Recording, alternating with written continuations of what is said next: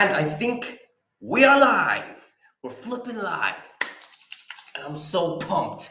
Guys, it's gonna be a flipping awesome, hopefully, earnings report. Well, I don't think about the report, but the earnings call, company update. Bro, it's gonna be flipping wild. How are y'all doing? Can you guys hear me? That's the first thing. Can you guys hear me? Let me know if y'all can hear me. Been a crazy day, man. Trying to set up everything because it's gonna be a 3-hour live session. It's gonna be flipping awesome. It's gonna be flipping awesome. Let me know. Can you guys hear me? All right, I'm seeing yes. Good stuff. Good stuff. Sheesh. It's gonna be flipping awesome, man. I'm so excited. Smash that like button if you guys haven't already. Subscribe if you guys haven't already. I'm pumped. Ay. Okay, there we go. I can hear you myself. Okay, cool. That means it's good. It's all good. Sheesh. All right. Man, 30 minutes until we get this, earnings report. 30 minutes. Now, before we do that, I do want to check something quickly. Okay, before we do that, let's go. How you guys feeling? I think earnings report will be live. It will be up in 30 minutes. 30 minutes. Nice. All right. We got MM. Oh, became a YouTube member, bro. Thanks, man. Thanks. That's one way you guys can support me. I think it's like what, $2 a month, and you guys get early access to videos as well as exclusive videos that I do make time to time. Go into my personal life sometimes. Well, that's going to come later. But just personal videos, private videos, just for my members alone. For anything, maybe we'll do a Q&A. No, maybe we'll do a Q&A and other awesome things. So that's a way of supporting me. Thanks a lot, and welcome to the gang. Welcome to the community. Love it. Wojak is here. Oh my God. That Wojak. Let's go. 450. Let's flipping go. To the moon. Holla. Love it. Ah, yes. What happened here? Dennis, there you are. Welcome here. It's go time. Let's flip and do this. Thank you, Dennis. Really appreciate it. To the moon. Let's effing go. We go on the beach in the future. Yeah, I love it. Moon. Oh man, this is gonna be awesome. Let's flip and go. Solutions. Every video and live. Always comments these things. I love you, my man. Love it. Let's see. Start the stream. It started, my man. It started. I know. Everybody has started the stream except me. I thought I was pretty on time because half an hour before. I usually do it 15 minutes before, but I guess next time we gotta do it a little bit more earlier. It's gonna be awesome, man. Hype. Let's go. Let's do this. Good afternoon, one and all, and happy Earth Day. Love it. Flipping love it, man. It's gonna be awesome. Yeah, T-4 live. Let's go. Popcorn ready. Yeah, it's gonna be awesome. I got my chicken nuggets, my pizza, and my fruits ready. It's gonna be a wild time. It's gonna be flipping wild. Oh, suckers. Really, suckers, man. Here's what's gonna happen. Q1 sales bad. We already know what Q1 sales are gonna be. Cybertruck will be discontinued. What? Clown. Pre-orders for Optimus will start in Q4. I mean, that would be big if that actually happens. Pre-orders for Optimus will be crazy. Cybertruck is on track. Elon Musk is leaving Doge, 16 better. Actually, it's not. I mean, Elon Musk leaving Doge. We already knew that. It's not that big of a deal. But let's see. Oh, base case scenario. Well, I don't really see a base case scenario. I just see two scenarios. It's either going to be really good or it's going to be really bad. Really bad being that affordable models are probably going to be delayed, or they're going to be canceled. But that's the worst comes to worst. I don't think it's going to be canceled. But I think delayed was more appropriated here. But the cyber cap is pulled forward like 3 to 6 months. We're going to see mass production of the cyber cap this year. Like this year, not early 2026, this year. Why is my internet connection being so bad? What is going on with my internet connection, man? This is ridiculous. Why is my internet connection being so bad, man? Wow. Come on. Really? When I want to go live? It's showing me full bars too. Like, what is this? Yeah, I guess I'll correct this stuff as we go. Sorry about that, guys. Gotta bring the whole freaking internet here. Wow. Okay. So that's base case. So that's the best case scenario. Worst case scenario is that everything's delayed. Even the robotaxi's been pushed back. I mean, that's going to be really bad. Either way, if they don't get Wall Street, if Wall Street does not get audio is still good. But yeah, if Wall Street gets if Wall Street does not get the affordable models, if they don't, if even it's a day late, they're gonna punish Tesla stock. That's for sure. No doubt about that. Big news. It's gonna be awesome. You can thank me for saving you so much time, bro. Let's flip and go. Vincent, love you. Scott, love you too. Yes. Let's go. We can hear you. Good stuff. We can hear you. Good stuff. Let's go. Love it. Colin, love you guys. Look at you, man. We got already over 1,300 people on this live session. Absolutely insane. It's gonna be insane. Love it. Absolutely love it, man. There's a lot of stuff going on here. Stream got potato. Yeah, I know it's ridiculous. The internet connection keeps going on. It's weird. Next time I have to figure out something with this internet connection, because if I do it now, it's gonna disconnect and it ain't gonna be good. All right, big move coming. Pejjy to the moon. Suckers, only be on your best behavior or be timed out. Thank you.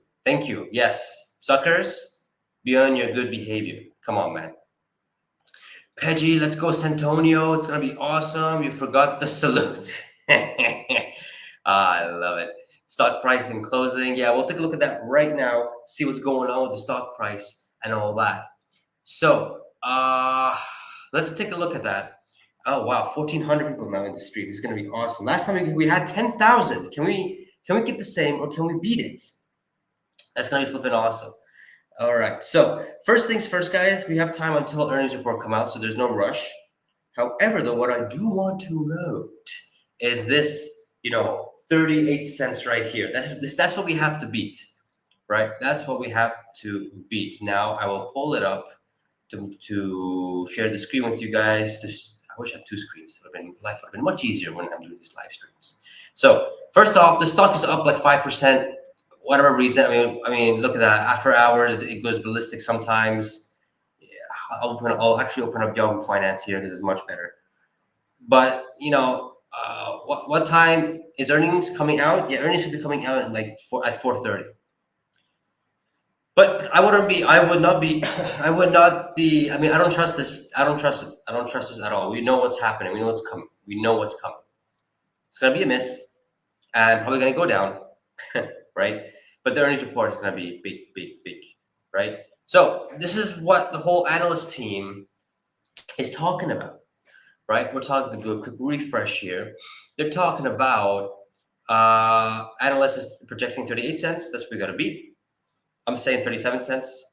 Gary Black is saying 37 cents. James Cat, which he gets it right every slipping quarter, is 34 cents. And Matt is 31 cents. AJ, also very credible, 42 cents. Grok is saying 41 cents. Gabriel is at 39 cents. So everyone is in this, everybody's in this little, range. Usually means we're gonna be far off. We're gonna be far off of this, which is, it's gonna be insane. But James Stevenson is saying 16 cents, which is, oh man, that's gonna be crazy. That's gonna be bad if that actually happens. That'll actually tank the stock. So that's gonna be crazy. What do you guys think? Some of you guys are saying 48 cents. It's out. What do you mean it's out? Market. Really? Wow, I should have started the live thing sooner. All right, let's go see what's happening. That was fast. That was so fast. Okay, get ready, guys, because it's going to be, get ready. Get ready. Here we go. Okay, first off, let's see. 27 cents. 27 cents. Okay, let me tweet this out, guys. 27 cents. That's absolutely ridiculous. Oh my God. All right. Again, it doesn't matter. Tesla misses Q1 earnings. EPS of, what is it? 27 cents versus 38. Wow. Okay, there we go. Oh my God. Okay, so, but the stock ain't moving that much. That's the crazy part, right? I'm verified because I get bots all the time, which is ridiculous. Tesla needs to fix it. See, stock isn't even down that much, like 28 cents. But let's go read the report. Let's go read the report to see what's up, so we can, get a good glimpse of it. So, 48 cents, 40, right? Non-gap of 28 cents, 27 cents. Yeah, that's right. Gap of 12 cents. Yeah, that's a miss. That is a miss. However, though, reaction is mute thus far. Yeah, it's crazy. So let's keep going. What's going on here? There we go. So profitability, 48 cents gap operating income. Okay. 48 gap net income and not 900 million non-gap net income. Okay. So they did cash flow, which is really good. Operating cash flow of 2.2 billion, free cash flow of 700 million, and 400 million increase in our cash and investments. Wow. They also increased cash in this, which is amazing. Most people were thinking this is not going to happen, but they actually increased it, which is really good. Operations, new Model Y ramp outpace all ramps. I'll just zoom in so we all can read this better, right? Megapack Shanghai produced more than 100 megapacks. Whoa, already? I'm gonna calculate that how many gigawatt hours that is.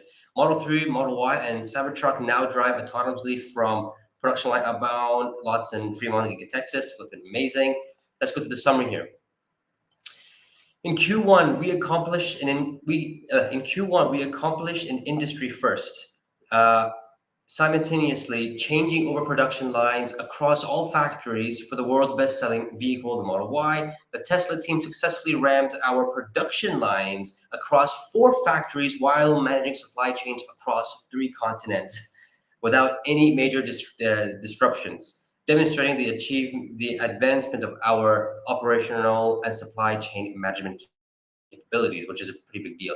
AI is a major pillar of growth for Tesla and the broader economy and key to our pursuit of sustainable abundance. Furthermore, AI infrastructure is driving rapid load growth, which along with traditional utility customer applications is creating an outsized opportunity for our energy storage products to stabilize the grid, shift energy when it is needed most, and provide additional power capability.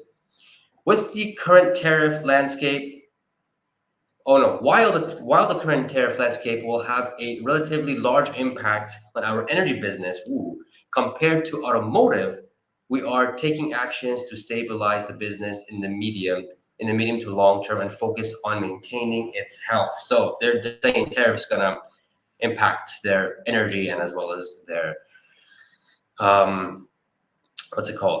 just their normal thing as well. So that is interesting. Okay, and AI infrastructure is rapidly in growth as well. So they're saying that we're going to be focusing on AI pretty much. Uncertainty in the automotive and energy markets continues to increase as rapidly evolving trade policies adversely impacts the global supply chain and cost structure of Tesla and our peers.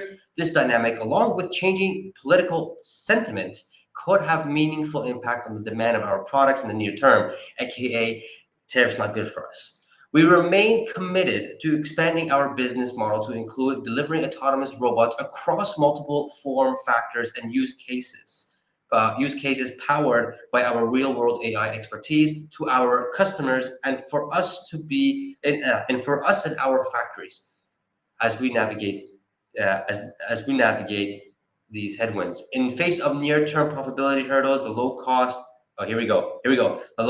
localized manufacturing base that we have built provides advantages in delivering the best products at the right price to our customers globally. We continue to make crucial high-value investments while maintaining a strong balance sheet during the uncertain period. So nothing about affordable models. Nothing about that yet. And let's see how the stock's doing. Stock's up. Oh wow, the stock's up 1%, 2%. I mean, it keeps going up and down, so we can't really dictate that now. Sheesh. Did I get this right? Just want to make sure. Yeah, looks like I'm getting likes and retweets, so that's the right number.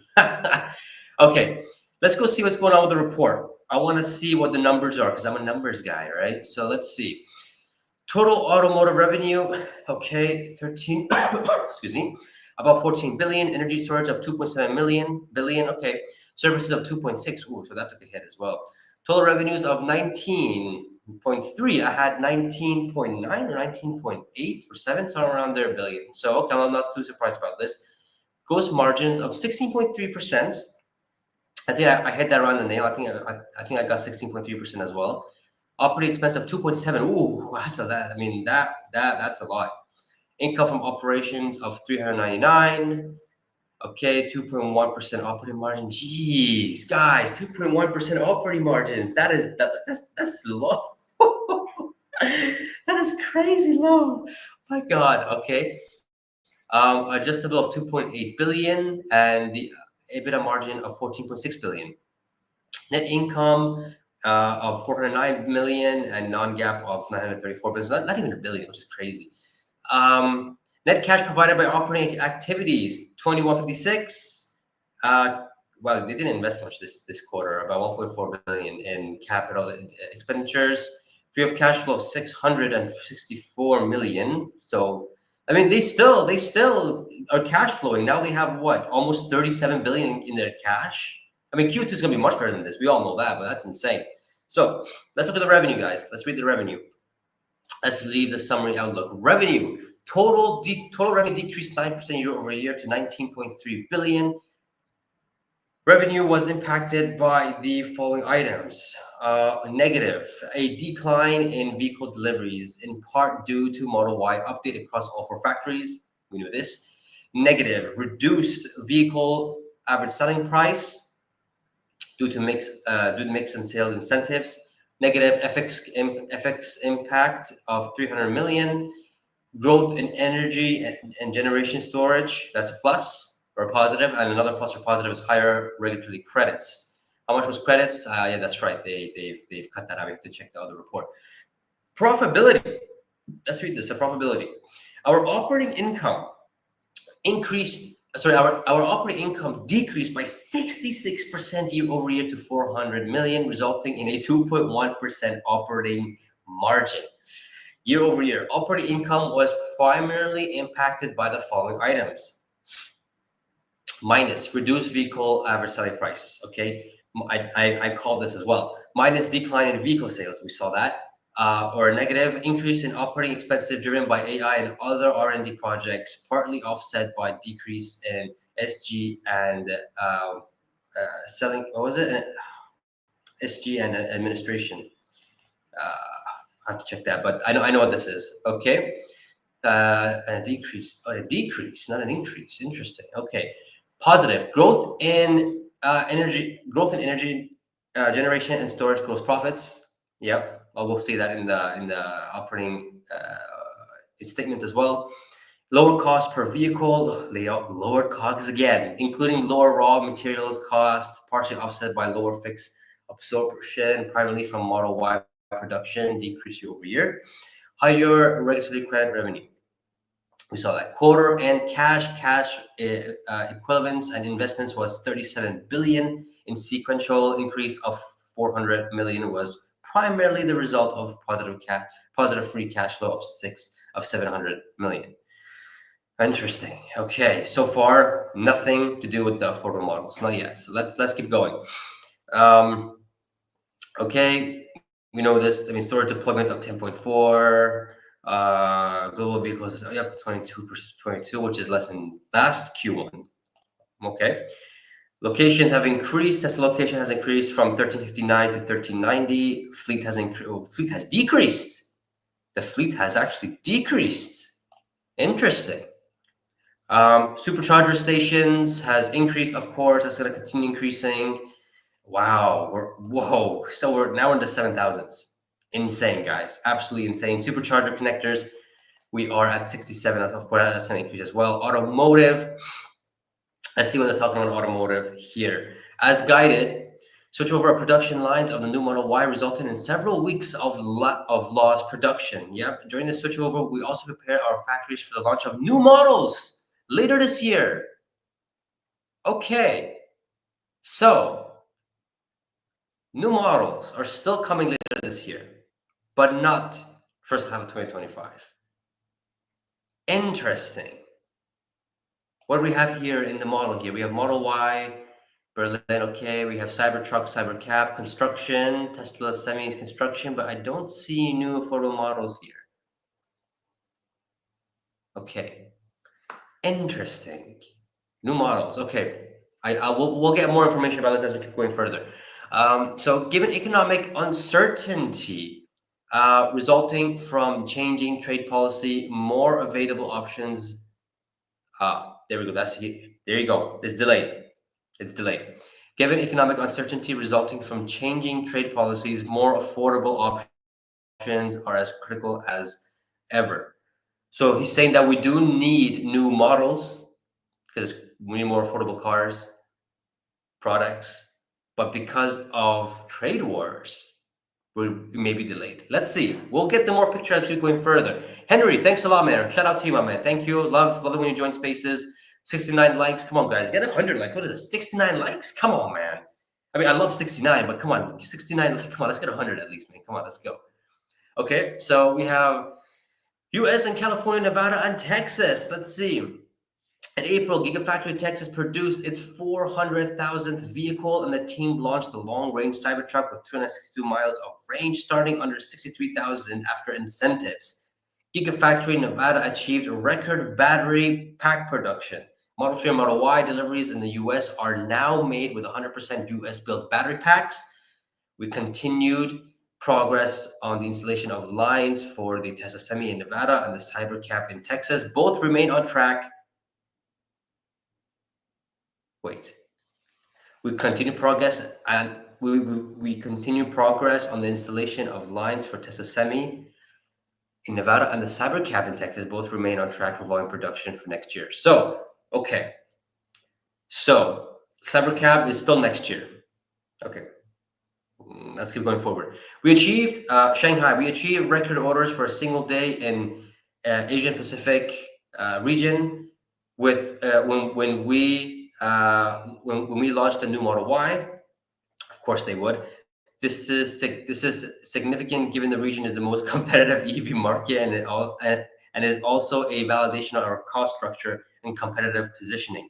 While conventional wisdom is that competition will be bad for Tesla, we have long believed that it accelerates broader EV adoption and is positive for our sales long term. The Shanghai Model Y factory fully ramped production in 6 weeks, our quickest ramp of any vehicle ever. We launched. Okay, yeah, that was a previous sentence. All right. Which was a Shanghai factory. We launched FSD supervised in China, which is flipping awesome. The first market outside of North America with positive receptions. Amazing. Europe and the Middle East. Here we go. I'm expecting Saudi here. Gigafactory built its 500,000 Model Y. We recently began deliveries of Model 3 and Model Y and plan to begin deliveries of Cybertruck later this year in Saudi Arabia. I wish I went to the event. Like I also got an invite to go, but I didn't go. Darn it. But anyways, that means that I could get a Tesla here much easier in Kuwait. The first Cybertruck market outside of North America. We continue to prepare for the launch of FSD supervised in Europe this year, which is amazing. Amazing. Yeah, the chart here is kind of flattened because of what's going on, but nonetheless, it's maintaining. Core technology, artificial. First of all, let's take a little break. What's the stock? Again, stock going back down. Again, it's not even moving. Like the stock, they're all waiting for this. They're all waiting for the company update. Like it doesn't. Again, I told you guys, even if they miss, and they miss badly, they miss pretty bad. Like 27 cents, stock's not really going to go anywhere. So this is how well I know the stock, how well, or at least we know how the stock's going to perform. So that's a sheesh moment. So artificial software and hardware. We believe that our approach to autonomy, a vision-only architecture with end-to-end neural nets trained on billions of examples of real-world data will result in scalable and safe deployment across diverse geographics and use cases. I 100% believe this. This was validated with the launch of FSD supervised in China, which was flipping awesome, which was achieved without access to country-specific training data. Can you guys believe that? That means even in India, Tesla's FSD can work one day, which is massive. Model 3, Model Y, and Cybertruck now drive autonomously without human supervision. Okay. I don't know why, but I read Optimus there for a second. I think I'm just too excited.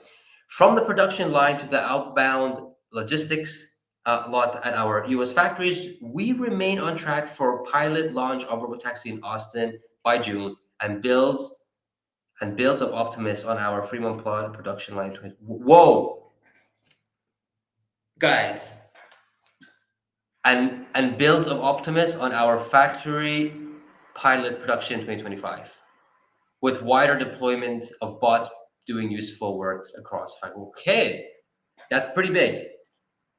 That's pretty big. Vehicle and other software. A major benefit of our software-defined products is continual improvement of functionality through over-the-air updates. Recent updates to eligible vehicles include adaptive headlights to prevent glare for other road occupants by selectively dimming individual pixels of the highlight, and rear cross traffic chime that emits a warning sound from the direction of a crossing vehicle production or pedestrian while reversing. I'm so excited. I can't even read. I just want to see the other outlooks. In China, we launched our own interactive onboarding tutorial app to improve the customer delivery experience. That's cool. Battery. I mean, I don't really care about the batteries, to be honest, but let's read anyways. We launched an IRA complaint 4680 cell. Okay, making the Cybertruck eligible for the 7,500 consumer tax credit. Building on our effort to reduce supply risk, we have developed our 4680 supply to ensure each component is sourced from at least 2 countries of origin. Our lithium refining and cathode, if I didn't butcher that name, production plants are on track to start production of 2025. Nice. Onshoring production. Onshoring production of critical battery. Again, this stuff is so boring to me. It's whatever. I don't really care about this stuff. Energy. I really don't want to read about this stuff, but energy is continuing. I'm sure they're going to say energy is continuing to grow, all that kind of stuff. Okay, I'm going to skip through these things. I don't know if there's anything important here. Okay, crossing. Okay, Powerwall did 1 gigawatt hours for the first time. Gross margin improved. That's great. Okay, the factory in Shanghai, they deployed about 100 megapacks with the megapacks en route to customers. Okay, with a highly localized supply chain, 20 gigawatt hours annual capacity and the ability to double to 40, and I think that can double again in Shanghai. Megapack Shanghai will be an important asset for meeting global energy storage demand during, yes, nice, good stuff. Services and others, I mean, services is whatever, but I'm seeing some numbers here. So 25%, gross profits grew 25% year over year, thanks to improvement in non-warranty maintenance service and collision gross profits. We opened our 1,800 new supercharging stalls, growing the network 70% year over year. We delivered 1.5 terawatt hours of electricity to Tesla and non-Tesla customers across 42 million charging stations year over year, growth of 26 and 27% respectively. Insane. Outlook, this is what I care about, guys. I want to see what's going on here in the outlook. Get ready. Get your popcorn ready for this. Okay, outlook. Let me just 50% because I need, 50% is too much. 55%. There we go. Let's do 57%. Okay. Come on. It is difficult. Let me come here. It is difficult to measure. So what was this one? Just double checking everything. Oh my God.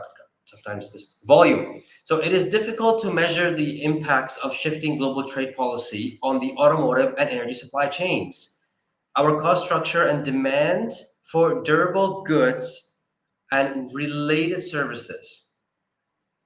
Okay, while we are making prudent investments that will set up both our vehicle and energy business for growth, the rate of growth this year will depend on a variety of factors, including the rate of acceleration of our autonomy efforts, production ramp at our factories, and the broader macroeconomic environment. We will revisit our 2025 guidance in our Q2 update.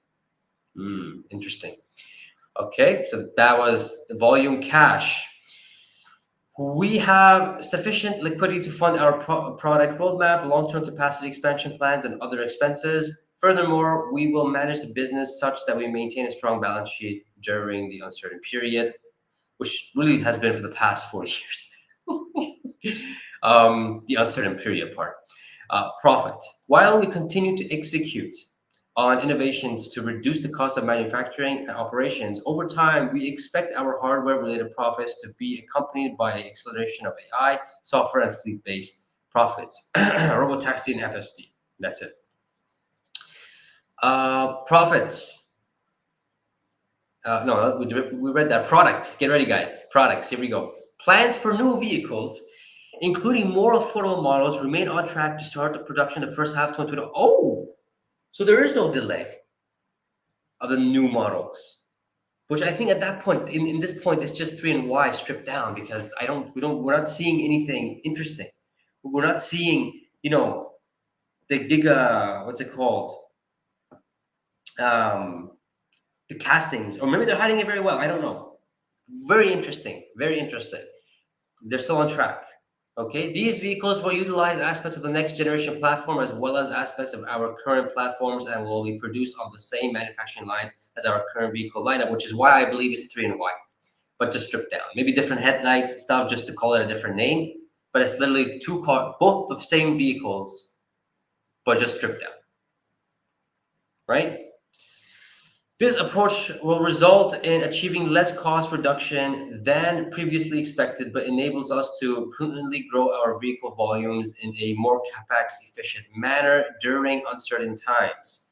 This should help us fully utilize our current expected maximum capacity of close to 3 million vehicles, enabling more than 60% growth of our 2024 production before investing in new manufacturing lines.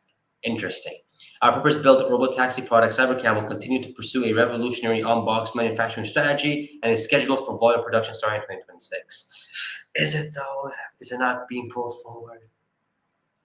So everything's on track, is what they're saying, right? So this is the Gigafactory Texas, freaking beautiful. We have the Model Y in Gigafactory Texas, Gigafactory Shanghai, Berlin. This is Fremont, Tesla Diner. That looks pretty flippin' awesome. Coming soon. Semi factory. Look how big this factory is for this second. Insane. Cybertruck, 5-star crash safety testing. Nice. 1,500 units for Powerwall 3. Megapack factory Shanghai. Optimus Fremont. Huh. Hold on a second. This is interesting. This is the production line for the bot. Look how small, guy, that's insane. Look how small the production line is for a bot. That's why you don't need that much space to do these things. Wow, which is insane. This is the first time it's actually showing us. That's actually really cool. Metrics. We have other metrics, trailing months, all that kind of stuff. We see the cash flow increasing again. So that's really good. Let's see. What else we have? Financial statements. So credits was 600 million. Okay. Really? Yeah, 600 million. What was profits? Energy storage. Nice. So yeah. This I have to go back and just read it bit by bit, and that's about it. So really nothing too big in these reports. What's the stock doing? The stock again is just going up 1%, down percent. They're really waiting for the company update. That's the main thing that they're waiting for. But let's see, guys. Let's see what will happen for Sheesh. What will happen? Wow, over 3,000 of you guys are here. I love it. Thank you guys so much. Absolutely love it. Smash that like button. Hit subscribe if you haven't already. Absolutely love it. Okay. So yeah, what do you guys think about this? What do you guys think about this? Because earnings are bad, but we knew this, and it's not a big deal. We want to see what the company update's going to be, or what the earnings call is going to be, and everything's on track, which is pretty good. It's pretty big. That's the thing. Just want to check if Tesla has their here it is. They got it here. Good. So we will come back to this. Wow, in 1 hour. So we got 1 hour to chill. We got 1 hour to chill before we can, come and listen to what Elon has to say, and I eat my little lunch or whatever the heck it is, over here, which is a sheesh moment. So yeah, what do y'all think, guys? Let me know what you guys think, because I mean, probably I can. We got enough time to go over some of these numbers, but I do want to see. Look, wow, look at this. How could I miss this chart? You guys see this chart right here, the one with the red? This is Tesla's moat right here, by the way. FSD miles on version 12 and beyond. This is Tesla's moat. Nobody can beat this. Nobody. So this is actually good enough news. Semi is ramping up production factory scale. I suggest you catch up on the. Yeah, interesting. Good. What else you guys are saying here? Yeah, I mean, not it's without credits we are not profitable. I mean, not just that. It's just credits do help a lot. Energy as well. Energy did help Tesla's case as well. Tesla's energy, the profits that helped a lot as well. What time is the earnings call? Yeah, just in like 50 minutes. So we have time.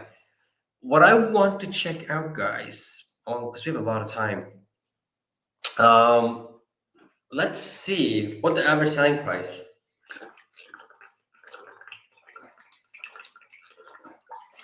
Wow, there's like a fish. So 13 billion when it comes to automotive sales. So what's the average selling price? Because that is pretty low actually. So what is it? Let's go ahead, divide that by 300. I think that's how many it was. So 35,000. Wow. $35,000 per each average selling price. That's low. That's absolutely low. That's insane. Didn't think they're gonna go down that low. Crazy. But I wish they had the FSD earnings and revenue. I wish they had that here. Nonetheless, though, the margins for the energy is also improved this quarter, right? Which is about, where is it? Where can I find the energy growth? What's the profits? What's the thing? 1940, right? 1945. Subtract 1945. So that's actually not bad. Almost 29% gross profits. Sheesh. 29% gross profits.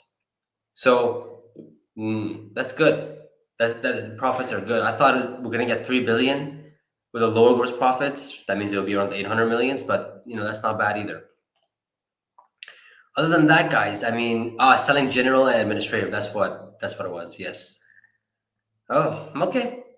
I mean, again, the stock market, the stock after hours says it all. It's not, it wasn't a good earnings report, but I think the fact that the affordable models are still on track, I think that is good. There's no sell off of that. If that was a day late, guys, that was just one day late, the stock, Wall Street would punish the stock.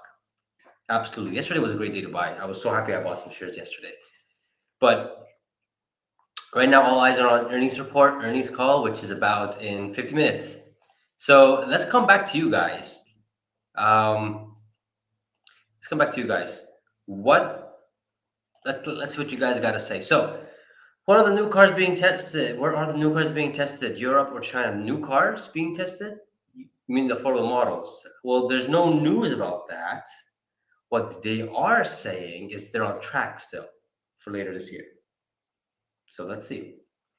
Tesla Bull insights of the day. Profits are good. No, profits are not really that good. I mean, what is good is cash flow. I mean, the fact that I thought they're not going to be positive cash flow, but they actually were, which was pretty surprising. But again, nobody cares. As you guys can see, it's not even up 1%. It's actually up 1%, almost 1%, which is crazy. Third quarter and beyond is when it's an uptrend, in my opinion. Yeah, I think I would say as far as Q4 and onwards, or even Q2 of 2026 and onwards, I think we'll see a much better projection. Yep, that's it, guys. 27 cents. That was EPS. That was it. I want to see two things. One, a functioning robotaxi service, and two, Optimus doing productive in Tesla Vector. Anything else is noise. Yep, love it. Third quarter is going to be fire. I can sense that. Elon, well, what happened to it? What happened to all? Wow, you guys are going crazy in the chats, man. You guys are going crazy in the chats. Oh my God, I just lost this chat. Where is it? There we go. Elon is gonna pump the stock like Doge is Doge. Let's see. Yes, I'm aware about. You guys having a conversation. I love it. I've already came through here. What happened?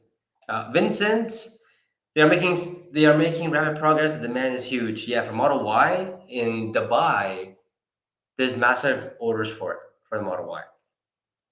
So this somebody in Dubai is telling me about this in the UAE. Big orders for it. That could be one. I don't know. We'll see. We'll see. So seems like this has been going very slowly. Maybe there isn't enough interest. I think. Well, there is interest. I mean, again, guys, we have to understand that the Model Y production just started and deliveries just started in March. So we can't just, say, oh my God, Tesla, Q1 was bad because of that happening, because there's no interest. No, there is interest. It's just they didn't deliver the best-selling vehicle in the world because they were, you know, ramping it up. So we gotta know this. Q2 is gonna be much better, that's for sure. The factory is under construction. Man, you guys are having your own conversations here. I love it. Plans for new vehicles, including more affordable models, remain on track for start of production. Yep. Thank you, Vincent. Love you. This is why the stock is up, or it's green at least after hour. It's not crashing like it did last quarter, like it did on delivery earnings. So that is true. What else you guys are saying? You guys are going insane. How much do you get paid to pump? Nothing. I don't get paid to pump nothing. I just love talking about Tesla, and I have a lot of stock in it because I believe it's gonna become the world's most valued company. Trust me, if I get paid to pump Tesla, I wouldn't be in the Middle East working. Because I do work. This is not my full-time job. I do this as a hobby because I love it. Maybe one day, when Tesla 10X is, I can probably do this on a full-time thing. But no, I don't get paid to pump. I just invest my money and I see the opportunity and I talk about it. And there's a big community, so we talk about it. And I'm a curious guy. But so far, right now, I'm talking about Tesla. And I'm curious a lot about Tesla. Let's see. Hate to say it, but if you don't want to read this stuff, I'm driving. I'm just going to listen. So I might have to switch over to meet Kevin. Do you want to read? I've already read all the stuff. I read all of it. So, sorry, my mate. I read everything from top to bottom. Any bombshells? If I want to summarize it, there was no bombshells. The only thing that is good is that it was cash. They were cash flow, right? We knew that EPS is gonna be bad. We knew this, man. But cash flow, they actually did cash flow, which is very good. The affordable models are on track, which was surprising to me for the first half of 2025, and robotaxi. Other than that, there's really nothing. It's just normal. It's just another quarter. That's why the stock is actually up pre-market or just stabilized. So really, it wasn't a big Q1 in my opinion. Looking at Q1 statements, not good, but could have been much worse. Yep, still adding cash to store, now 37 billion. Yep. FST service revenue really flat, not good. FST really works. Yeah, I know. I'm surprised to see not much of a improvement there, despite them launching in China. That means the take rate is not even at 1%. Wow. So we'll see. We'll see. I think that's why Tesla's pushing for the FSD. What's going on, Maya? What's going on, Tesla investors? Love you all. What is the upgrade that Tesla's gonna do? You mean the update? Well, we're gonna find out in like 50 minutes. We're gonna find out in 50 minutes. Where are you working? Why are you working for free? I'm not working for free. What are you talking about? I mean, I work here in the company, not for free, but I do these YouTube videos. I mean, we do these videos and stuff. You do get paid for it through YouTube for making videos and stuff like that. Even if I wasn't getting paid, I would still do it because I love this stuff. I love making videos. That's like my favorite hobby. I love it. Been doing it for 10 years. This is actually my second YouTube channel. I'm not gonna disclose my first one because I don't want it to get raided. Because I know how the Tesla community is, man. Elon better pull a miracle out of his ass before the conference call. It needs to be something outrageous. Again, I don't know because everything seems to be on track. So I don't know what really what the company update could potentially be. Potentially, it's going to be something with the management. We're gonna again, we'll find out. It's gonna be one interesting. It's interesting. If Tesla hits your price target this year, will you move to the US? Well, my price target this year is 575. And I'm sticking firm on that. I ain't changing it. 575 is what I'm sticking at. I'm not changing it. I don't care what anybody says. I ain't changing it. It happens every year. 2023, they were calling me stupid when I had a stock price of 260 and the stock was at 100. They were calling me some bad things. Then guess what? The stock finished at 258. I was a genius somehow. And then last year, or 2024, I had a stock price of 350 when the stock went down to 150. Everyone was calling me a clown, you're an idiot, all these bad things again. Not only did I hit 350, we hit freaking 488. I was a genius again. This year, it's the same thing. You know, I've said, in fact, when I made my price target report, price target for Tesla earlier this year or late 2024 at 575, when the stock was at 480, everyone was going to go, Pejjy, you're such a bear, at least 700. I'm like, yeah, man, relax.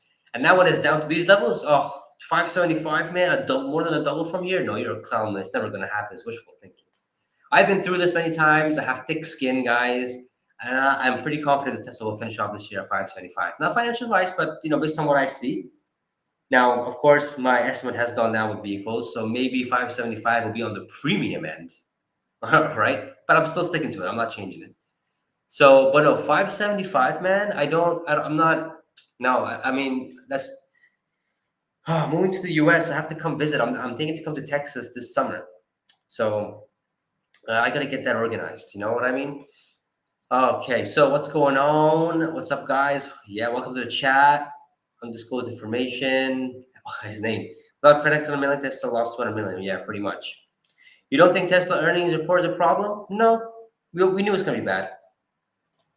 When is a company update coming within 50 minutes, man? Stay tuned. Now, again, 50 minutes. So I think 5:30. So get ready. Earnings call 5:30. Hey, Pejjy, keep up the great work, man. Thank you, man. Love you. Thank you, Chris. This is going under 100 in next year. What? That's hilarious. Can I invest more right now in the Tesla stock? Will I go to 400 mark? Again, have a long-term investment. Have a long-term investment, my man. You know, have a long-term view.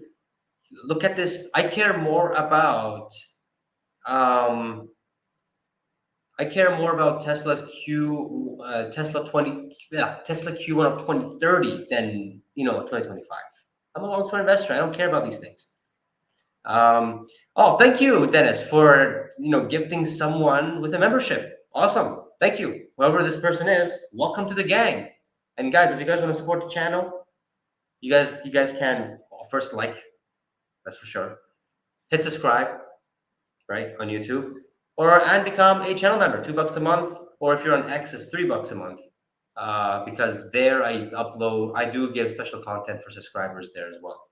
So, and for you too as well, videos and stuff like that. So you're supporting me. Thank you, Dennis. Appreciate it. We remain committed to expanding our business model to include delivering autonomous robots across multiple forms and use cases, powered by our real-world expertise. Yeah, they mentioned this in the report, which is insane. Why does it matter if the stock was at 350? It's 240 now. It's Tesla stock. It goes up and down like that. Do you agree that Canada should be competitive for state? I'll only agree to this if the Liberals win. But if the Conservatives win, I think Canada. I think Canada would do great if they're the 51st state. If keeping the guns, not allowing the guns in, But then again, that's part of the state. You can't remove that. It's the Constitution. I think it'll thrive more if it's part of the United States, in my opinion.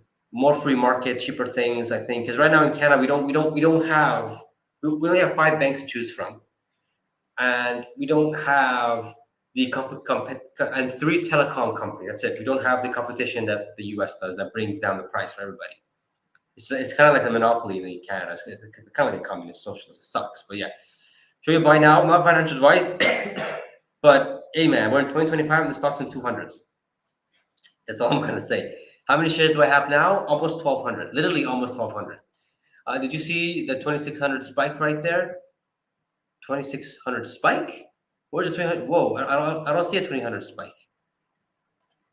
Now, I did not see that. You knew it was going to be bad, but what does that mean for the company's future? Nothing. Q1 2025 means nothing for Tesla in 2030, 2035. It means nothing. Who cares about Q1 2025? You're not going to care about this in Q4 of 2025, Q1 of 2026. Who cares about Q1? And the market is saying that too. They don't care about the earnings. They want to see what the guidance is. That's it. Pejjy, you are the man on Pejjy. You are the man on keeping up with Tesla. Up there, I have 1,000 shares. Let's flip and go, man. Let's flip and go. 2,600. I did not say 2,600, my man. Did not say 2,600. And energy storage is no longer doubling. What do you mean no longer doubling? A little energy is the S curve. I mean, Q1 is usually not the good quarter for anything. I would wait for Q2, Q3. These are the quarters where you'll see energy grow massively. 2,600 to 2,603. Bro, what are you talking about? Man, I don't know what you're talking about, man. $2,600 spike? There's no $2,600 spike. I'm not seeing the spike. Something's crazy. Something's going. I don't know what's going on, man. FSD only makes sense if it becomes an income-producing service for you. I will not buy FSD. It is way too expensive. It's only $99 a month, man. How's it expensive? China's BYD is giving their Virgin time ago. Bro, it's garbage. It's not God's eyes for free. It's not compatible with Tesla, and it's not as good as Tesla. Go look at some videos. I don't know what's real and what's fake. Oh God, I have the liberal tards in Austin. Doesn't vandalize robotax. I hope I don't think Austin has liberals. I think they're all like Republicans there. What would you like to hear during the company update? That's a good question. That is a very good question. I would like to hear that robotaxis are coming sooner than we expected. I would like to hear that. I know I said on X that it'd be bullish if Tesla steps down as CEO and becomes chairman, and I got a big backlash, got a lot of heat. But listen, guys, Elon he's already, what does a chairman do? Makes better decisions for the company, right? Like they're not in it day to day. Elon's not in it day to day. He has a whole team and staff that works. I think this will be bullish for analysts thinking that there's going to be a CEO who's going to be at Tesla 24/7 in their eyes. Personally, I prefer Elon to stay CEO because things will go on faster. But every year as it goes by, Elon is not needed. He's not needed as the years go on. So, what I want this, I wouldn't be upset about it, but I would understand it if that makes sense. I would also like to hear affordable models, more details about that as a short-term thing, but mainly about the FST and robotaxi and how they plan to execute it, country by country, city by city. So let's see. Again, I don't know what you're talking about, man. 3,500. Come to Texas. I'm thinking to come this summer, my man. Thinking to come this summer. Bro, what do you mean? I really don't know what you're talking about. Maybe you're looking at it a different website. Let me see what's going on here. No, man. I don't know what you're looking at. 5,000. I don't know what you're looking at. Okay, what's going on here? Wow, you guys are going crazy in the comments, man. Q3 agreed. Waiting to see Q2, Q3 for a better measure? Absolutely. How long do we have until we go here? 36 minutes. So you know what I'll do, guys? The thing with StreamYard, I have to, let me go ahead and cancel that. Let me go ahead and just pull up the, where is it? There it is. I'll just pull this up for now because that's the financial thing. 30 minutes. 30 minutes. Until then, we will just continue chatting until until that happens. Let me see what's going on here. In fact, we have 30 minutes. Let's go see what's going on X because X, I love X. X is amazing. If you guys aren't on X, then I don't know what you guys are doing. Where's X? There it is. Let's go see what's happening on X. Ba-bam.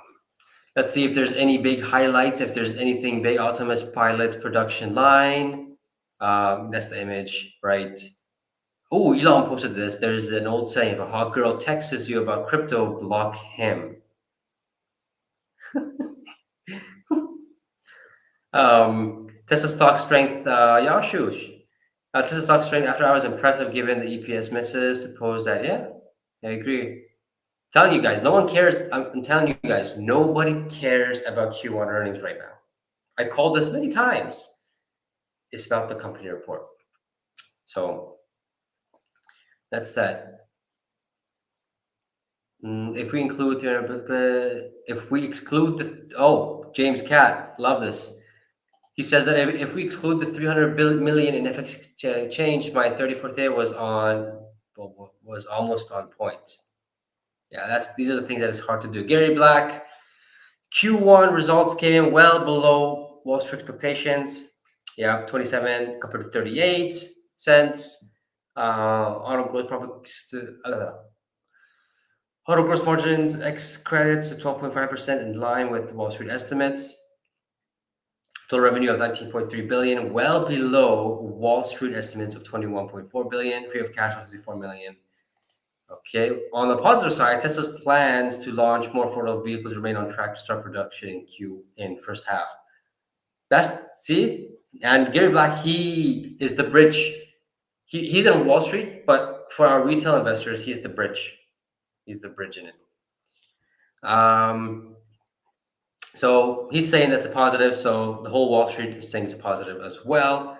Cybercab is scheduled for volume production in 2026. Company remains on track for pilot launch of robotaxi. Yeah, so everything's on track, and they love it. And we have, this is the perfect picture. Look at this: sales, autos, cost, all this, and then I love these charts. These charts are amazing. Breaking Tesla has announced that there's more for vehicles remains on track to be produced in the first half of 2025. Exactly. Production line. Probably nothing. 40%, and the whole market is like, meh. Exactly. Yep, that's right, Kelly. Pierre Polyev better win, man. Otherwise, my hopes and dreams for,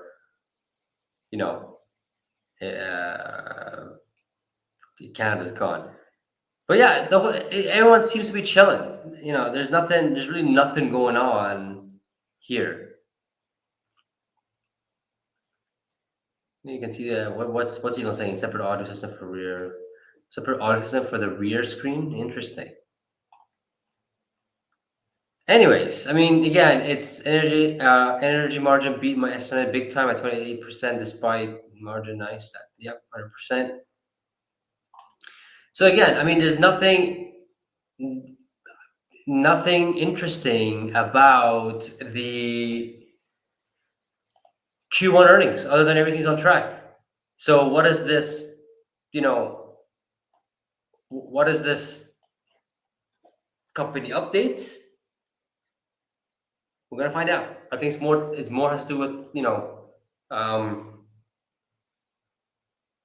management. So let's see. It's gonna be interesting. How do y'all feeling, man? Smash that like button, man. Come on. How y'all feeling? I want to know how you guys feeling. Are you scared, nervous, meh? For me, I've already saw this. I've already saw this coming. I'm not even afraid of it or anything. I've seen this coming. That stock's not gonna do much, even if it's a big miss. So, hi, brother. How you doing? You are so passionate, brother. I love that about you. Dan Ives said that the earnings was a disaster. I'm gonna ask you, brother. The batteries do come from China, don't they? No, they're vertically integrated, and their batteries come from Panasonic. Maybe some do come from China, but Tesla tries to be in-house as much as possible. Batteries, I know they're short on it. That's why they have a deal with Panasonic when it comes to the 4680s, and other companies as well. Like I think they're working with LG as well. But if Tesla is able to produce even in access in excess of batteries, they would need every single one of them. They're not going to use it to sell unless they make so much that they don't know what to do with them.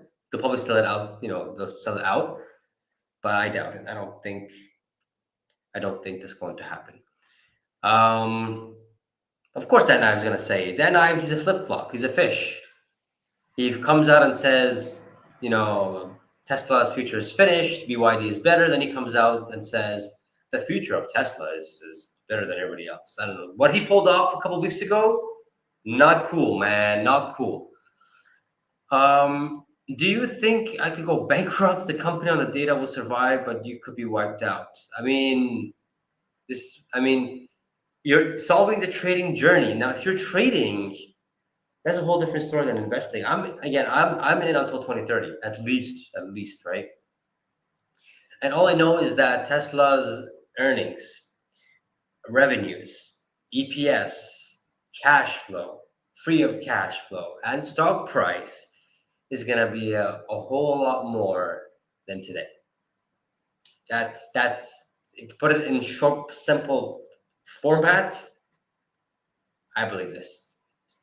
And I started buying Tesla in 2020, and I said I'm not going to sell until 2030, or if the stock 20x's from then or 10x's from then.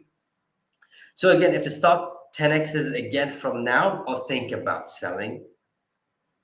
But if not, I'll wait till 2030. Then we can reevaluate. Maybe we'll keep, maybe not. We will sell some, we will buy some. So we'll see. All in leverage to the time saver. Bro, you gotta be careful, man. You gotta be careful. I sold 200 shares at 200 to buy it back lower. Ooh. Oh man, it's tough. I saw at 240s to buy VAM. What's VAM? 10 times leverage is the only way to make millions. Yeah, but that's risky. And I guess that makes sense if the stock is down. You could do that, but I avoid leverage all means necessary. I make my hard-earned money and then I just buy some stock and I leave it there. But you got to buy a lot of stock, right? So leverage is a fast way to do it, but it can also make you go bankrupt if it goes the other way, which is just very scary, and I can't stomach that. You need a bad Q1 if you have a significant amount of cash to invest in Q2. Yep, and Tesla knows that Q1 earnings is always going to be bad. It's always the worst quarter, always. So Q2, Q3, and Q4 are going to be really good, much better quarters. I sold at 240 to buy back lower, thus the reason it ain't tanking as the disaster reports. Yeah. This is why I just dollar cost average. They missed earnings really bad. Yep, but the stock doesn't care. Investors seems like they don't really care. Test good for lower entry. Should I sell my Rolls Royce to go all in? Bro, you got a Rolls Royce? That's up to you to decide. But you get a Rolls Royce? Nice. I will buy 130. Good luck. I also started investing Tesla in 2020 and have been dollar cost averaging weekly since. Have yet to make another profit, but my time horizon is also 10 years, so 2030. Exactly. Pump the stock for us, Pejjy, please. Oh man, that's not my job. But if you want to be honest, Q1 is a disaster, and we knew this, and the market knew this. That's why the stock is not crashing, nor is it soaring. It's all about this, guys. Company update, which we're gonna get in 25 minutes, 26 minutes. The countdown is intense, so we'll see. With leverage, you move from investing to trade. Trading with more short-term horizon, it's a whole different game. Buying and holding is way easier. Yeah, buying and holding is much easier. You are a disaster and love it. I sold my Model Y long range with FSD 2024 to buy Tesla now, and I need a car. But why'd you sell? Why'd you sell your Tesla? It better go up so I can get a new 2026. My man. Just increase your income so you can buy more stock. That's it. You don't need to sell your car, dude. Come on. This is 270. If the earnings report and earnings call is good, yes. Saudi market entry is ignored. 33 million people who do not care about Doge. Thank you. Thank you. And most likely, I'll be buying one there too. I'm so happy that they opened in Saudi, and there's rumors going around now. Not rumors, but there's hints going around that they may open up in Kuwait. Because for those of you guys that don't know, I am in Kuwait. So if they open a Tesla in Kuwait, then it's a done deal. I mean, there's no reason for me not to get it. The reason why I was afraid not to get a Tesla, well, first I have to import it. Importing it, we expect are not allowed to import vehicles in Kuwait, so I have to get a company to bring it in, which is fine. There's companies that do that. But my main concern was service. If I need to go to a service center, I don't want to drive all the way to Qatar or UAE or Dubai. That's like a 14-hour drive. But Saudi right here is only a 7-hour drive. I could do that. So I'll do it. I'm not that worried about that. So that makes it much more realistic, and yeah, a lot of people are gonna buy some Teslas. They're gonna get some Teslas here. I saw a Tesla today in Kuwait actually when I was going to the supermarket. So that was good. Go Tesla. What happens if Q2 is worse than Q1? That's not possible. Q2 will not be worse than Q1 because all cars are ramping except for the SNX, but those are low volume, so it doesn't matter. And we get more affordable models coming online. Production happening in the first half of 2025. So literally this month, next month, and the month after that. Delivery could happen early next year. Sorry, not early next year, early next second half of like early July, August, September. That's what I'm trying to say. Early second half of this year. The reason I sold my car is because you must buy Tesla and Tesla profit from trading. Now Elon will say something awesome and she earned me my Tesla. Okay. I mean, yes, I hope so. I hope so. Let's see. There's a lot of echo in the audio. Oh, my room's a little hollow. I have to get the sponges so we can stop or fill my room more so those audios won't happen. You should totally make a video of experience when you buy a Tesla. Oh, you already know that. You already know that's going to happen. I'm just waiting for some confirmation before I can do that. Because look, I have two choices: buy more Tesla stock or buy a Tesla car. It's a tough decision. But I do need a new car here. I just gotta figure out the hurdles where I'm gonna charge it, because here in Kuwait we don't have a charging stations. We have like the local ones, but they're not that good. So I have a lot of things to figure out before I can actually bring a Tesla here. I like your videos. Thank you. Thank you. So smash that like button if you like these videos. Let's go. Just send your Tesla on its own with FST to get service. When it's enabled, 100%. Pejjy 2028. It's gonna be an awesome year. Don't worry, Pejjy. By the time you get your Tesla, it will drive itself to a service center. I mean, am I comfortable by sending the car 7 hours to its place? I mean, will I have enough range to even get there? And these roads here, people don't drive nice; they drive very recklessly. So I don't know about that. We'll see. If it's in Kuwait, sure, I can deal with that. But going 7 hours to Kuwait, don't know about that, my man. Tesla will rise even with misses across the board. It's inevitable. We just need Elon to say the right stuff. Awesome. Love it. So sell the Phantom or keep it all in Tesla. Bro, I don't know. How many stock you got? If you don't mind me asking, how many stock you got? I mean, the Phantom's a really good car. I was hoping for a surprise, better earnings. No, I mean, we knew it was gonna be a miss. I can't wait for Q2 earnings call. Yep, 20 minutes, guys. 20 minutes. Add some soft furnishing, bro. Hit up your local IKEA. Finger red number one. Pejjy, you rule. You are positive, and we appreciate you. Thank you. So do me a favor and smash that like button. Get a used car and stock. Let's see. When is the earnings report? It's already out. EPS 27 cents versus 38 cents. And the earnings call is in 20 minutes. So get ready. Get ready. Take a look at the post from Sawyer showing the comparison of Gen 3, Gen 2. Yeah, I saw that. It's absolutely insane. I will see it and show it on my channel next week. Do it. We're actually gonna sell it. Okay, all right. Let's see. Pejjy, if you bought a Tesla right now, what model would it be? Right now, I'm thinking to get the Model 3, but I want to test out the Model Y refresh. I haven't tested that. I haven't tested that out yet. As you guys can see, with right there, I really want to test that out before I can make the firm decision. And who knows? Maybe the photo models come out. If they come out, maybe we can get those instead if they're different designs. So let's see. End of next week. Oh, so you've already decided to sell it. Ah, I saw what you did there. Where are you located? I'm in Kuwait, my man. Right now, the time is 10 minutes past midnight. I'm in Kuwait. I bought 175 shares. Let's flip and go. Pejjy, do you know why Tesla no longer takes Cybercab for trade-ins? Really? I did not know that. Did not know they don't take cyber trucks for trade-ins. Test. You're good. 27 cents. Yep. Earnings call already started. We are waiting for company update. No, earnings call hasn't started. I'm actually at the website right now. It has not started. Yeah, we got 20 minutes. Maybe refresh it. Maybe they've started something. Yep. Nope. We're still waiting. We are still waiting, my man. Has not started.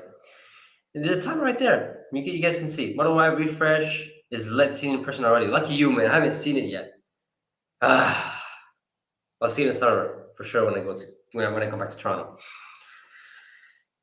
Front cam is great and build quality is great. Yeah, I'm debating, man. I'm debating, but right now as it stands, because I know the Model 3, I love the Model 3, so we'll see.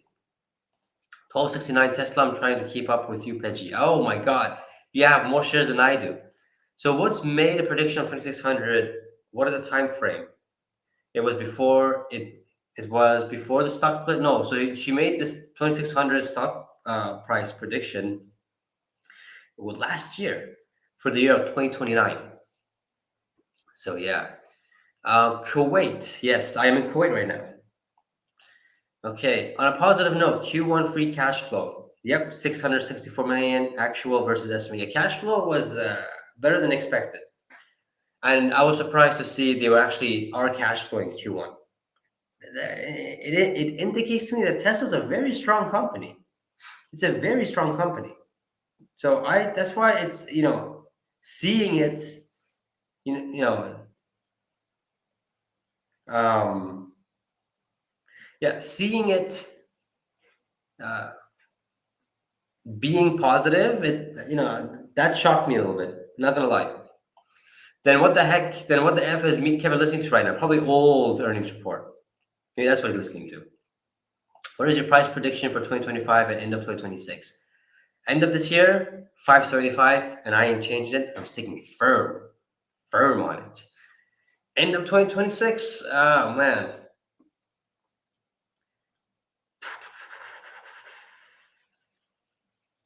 I have to check. I have a spreadsheet too about it, but I think it should be in the 700s, all because of the Cybercab. Today I saw a Cybertruck in Monaco. Ooh, nice, good stuff. So I want to go over just a few things here. Positives and negatives of this earnings report. Negatives, of course, it was a miss, much worse than we all expected.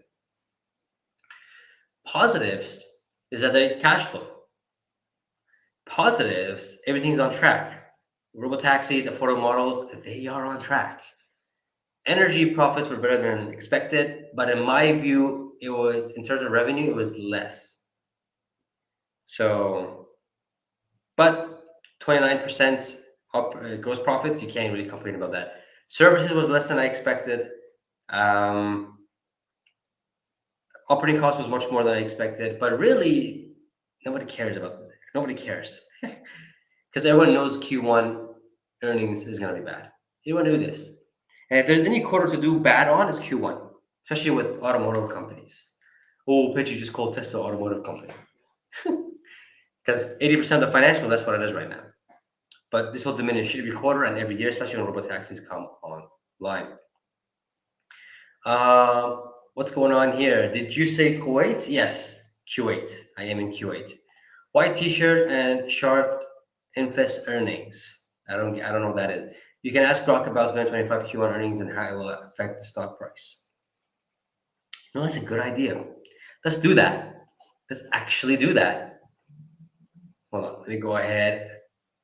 Let me go ahead and end this screen. Let's go ask Grok. Let's see. Where is Grok? Okay. Got it. I got Grok open up. Let's do this. Grocky, where are you, Grok? There you are, Grok. Okay, one manito. Oh, okay, gotta make sure. All right, let's ask you. What do you think of Tesla Q1 earnings, and how will it affect the stock price? Let's see what it says. I swear, if it just lists out an essay, I'm just gonna say summarize it for me. Oh my god. Oh Jesus. This is too much. Bro, this is too much. I'm not gonna read all this.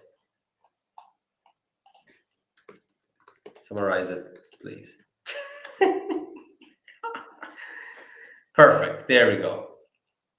Okay, this is still okay. Tesla's Q1 2025 earnings disappointed with 19.4 billion revenue, down 9% year over year, missing 21.11 billion estimates, and adjusted EPS of 27 cents, down 71%, missing 39 cents forecast. It was 38, not 39.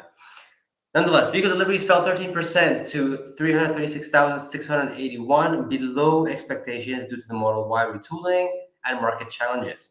Margins shrank from price cuts and inefficiencies. However, energy storage grew 67% year over year to 10.4 gigawatt hours, a bright spot. Yep. Tesla dropped its 2025 growth guidance, adding uncertainty. Yep. And they did mention that because of all this tariff and stuff, we don't know. That's why we have to push for affordable models, and that's what they are doing. Stock price impact. The miss on earnings and deliveries plus vague guidance may pressure the stock downward short term, with analysts noting a bearish outlook, average price target of $250 versus current of around $300. However, Tesla's history of volatility and optimism around autonomy and energy could limit declines or drive a rebound if investor sentiment shifts. Expect choppy trading. Even Grok even Grok knows. Even Grok knows. So again, this all comes down to the earnings report, which is going to be live in 12 minutes. So that's going to be interesting. It's going to be flipping interesting. So what else do we have here? Yeah, you guys are going crazy with the comments. Come on, where are you? There you are. If we're counted, I know I keep hearing all this. Do you have a Tesla service in Monaco? Interesting. Negative. Maybe they will destroy Tesla for this Doge thing, but nah. All right, Black. What is the PE now? Like 400. Probably like 130, 130-ish. Fishmon John, what's up? What's going on, Bobby? Bro, can't even do this. Bro can't even do his own financial analysis. Bro, what are you talking about? I can't even do my own financial analysis. I do a deep financial analysis after, like tomorrow, when I'm not live, right? I had to set down my numbers, go bit by bit, put in my spreadsheet, and then think. I just comment on what I think it is every quarter for the past years. So chill, man, chill, Black Rollins. I don't know, but in nice or okay, Grok is actually pretty spot on. Grok is amazing. Volume on Tesla is higher than usual. Yeah, it was street, not showroom. I asked Gemini if Tesla brand was damaged. Yes, there are indications that the Tesla brand has been damaged to some extent. Several factors contribute to this perception. Can't wait until Q2. We have much more deliveries, much more sales in vehicles than anticipated. Then everyone's gonna forget about this brand damage thing. Then we'll find out that it was just only brain damage, not brand damage. Stock is worth $60. Okay, we know you're a bear, Rollins. Canadians have tons of guns. We don't have guns. What are you talking about? If you want to troll, you can go elsewhere. Sheesh, Dennis with fire. Love it. Bad news was priced in. If it's a good call, it's running. Bad news was priced in. God, why is the sentence a running sentence? Bad news was priced in. If it's a good call, it's running. I think if good news on timeline and affordable models. Okay, gotcha. Yes. Q2, Q3, 226, 220, all the same. Nah, come on, man. Just be positive. Keep buying your dips. I have been buying this dip. I want to see how Tesla called things. I want to see how Tesla called things, though. Look at the stock price right now. Bad earnings, but the stock is holding. So, and Tesla calls doesn't really influence Tesla stock. It's what analyst thinks, right? So, it's all right, my man. It's all right. I was in your live if your quarter. Oh, thanks, man. Love it. Appreciate it, man. Thank you. Pejjy, are you in Canada or Kuwait? I'm in Kuwait. No, I'm in Kuwait. Estimate EPS of 41 cents, actual EPS 22 cents, but still go up. Why? Because everybody knows Q1 earnings is going to be bad. We knew this. And if there's ever a quarter to do really bad on, it's Q1. Because it's always going to be a bad quarter anyways, right? So might as well get everything bad done. For Model 3 refresh, they did the same thing too. They made sure that they launched Q1. So, you just have one big bad quarter instead of having two. And it's the earnings call guidance. If that's bad, then that's going to go down. How much do you make with your channel and Montag? What's Montag? Oh, a month. Oh, that's. I like to keep that private, my man. What do you think Elon will say to boost the beaten down stock? Is it all hanging on robotaxi? No, it's all right now because Wall Street cares about the affordable models because that's on track. That's why the stock's not going down. Tell me everything is going to be okay. Everything's going to be okay.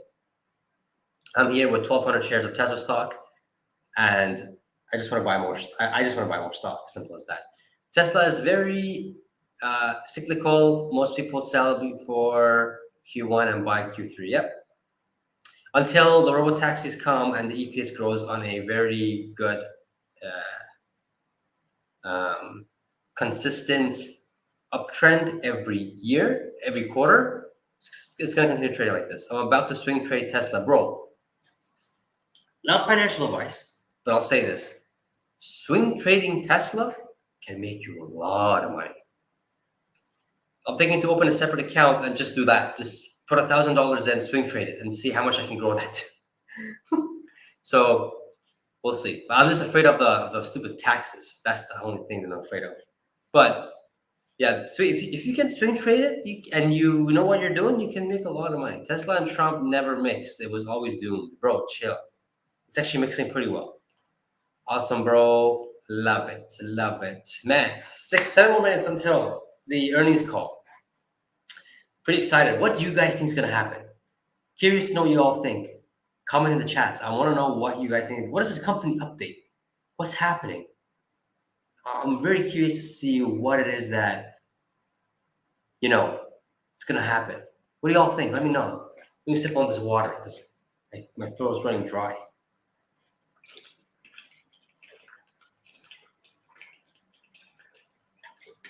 Love this water. Love water. Sheesh. Very curious on company update. I think it's a setup for new timeline for next few months. But don't you think it has to do something with management? I feel like there's something to do with management. No, I don't know. Maybe it's just me. I think the company update is going to be that they have regulatory approval for a June launch. But why? I mean, they would already have it to launch it in the first place, right? I mean, that's my thought. I mean, you can't just launch it without approval, right? I mean that was the reason why they're launching in Austin first because they have a gigafactory there, sure, but they've gotten the approval already. Otherwise, they wouldn't launch it, right? So I don't think that's it. I don't think that's it. The market is running. Must be some good news. The market is running. What? Whoa, whoa, whoa, whoa. Yeah, what's the stock?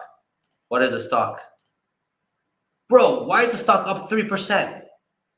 Why is the stock up 3%? What's going on? Whoa, whoa. Why is the stock up? Whoa, what's happening? Well, okay, well, I gotta write this on next. Bro, what?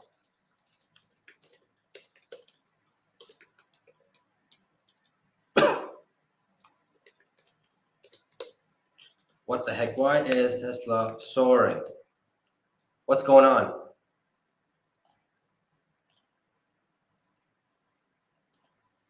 I need answers. Bro, 3% up. Why? Why did it just go up 3% after markets? What's going on? What is going on? What the heck is going on?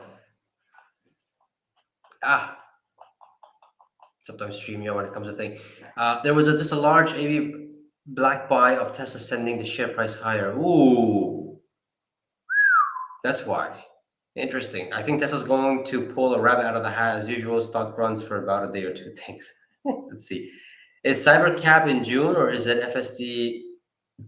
I think CyberCap is in June. I think all that actually is in June. Yeah, dude, it's crazy. What's going on? 6 minutes until important calls. Yeah, dude, what's going on? Will Over Texas have rocket seats? I don't know. Massive pump. No, that, whoa.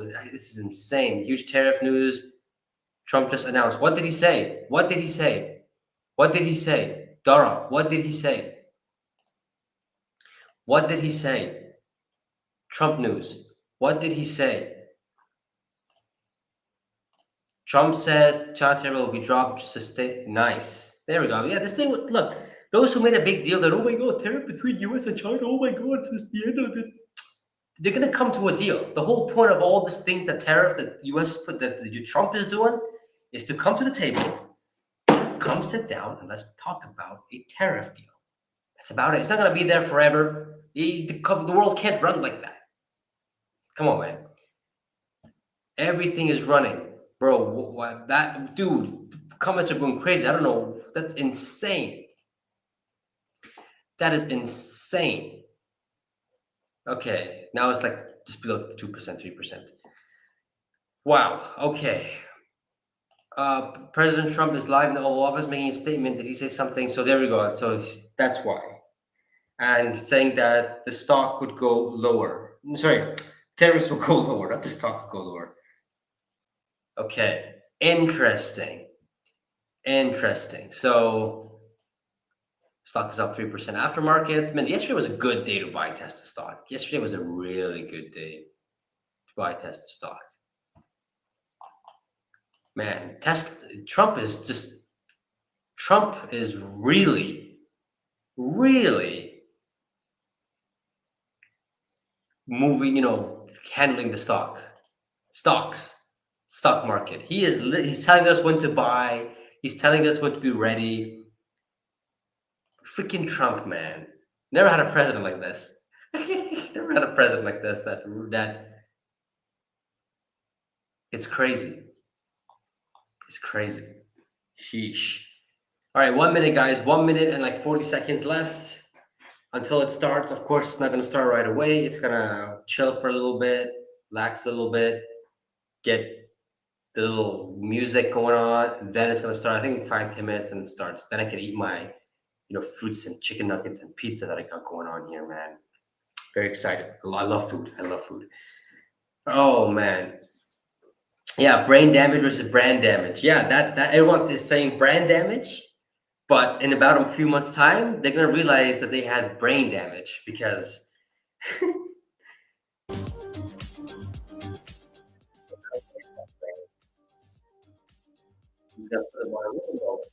sometimes these earnings call, guys. I just want to let you guys know that these earnings call, the volume is low automatically. So I will mute myself. I will mute myself. Just make sure you guys increase your volume. Time to time, maybe I'll come and say something, but not often. So, because we want to listen to what he's gonna say. So it's gonna be flipping interesting. Okay, first of all, can you let me know if you guys can hear this? Can you guys hear this? Can you guys hear this? Let me know. Comment down below if you guys can hear this. If you can hear the music in the background, let me know if you guys can hear this. Nice. So the audio is working. Good. Good, good. And from this audio here is working as well. So it's gonna be good stuff. Let's do this. So good, good, good. Goodies, goodies, good stuff, good stuff. All right, cool. So we won't have any technical issues or any audio issues because sometimes it does this. Sometimes it does this. Cool beans. I'm excited. I'm so excited to see what this is going to be. Almost 4,500 viewers here. Love it. Okay, so here, Alexandra, that was I mean, of course, I'll put it at full volume, but the Tesla live stream, the audio is low out of by itself. So what you want to do is, make sure you increase the volume yourself. I'll be mute. We want the bass. By the way, guys, I've been playing the bass for 10 years, bass guitar. So I love the bass too. Oh, not yet, not yet. Has not started yet. Not yet, not yet. Okay, so let's chill for a bit more. Good, you guys can hear it. I love it. I love it. Okay. Volume's low down. I don't want to get copyrighted, so that's what's happening. They should be starting literally within minutes. So until they start, what's the stock doing? Stock is up almost 4%. Stock is up almost 4%. Insane. Insane. Stock is almost at 250 almost. That's insane.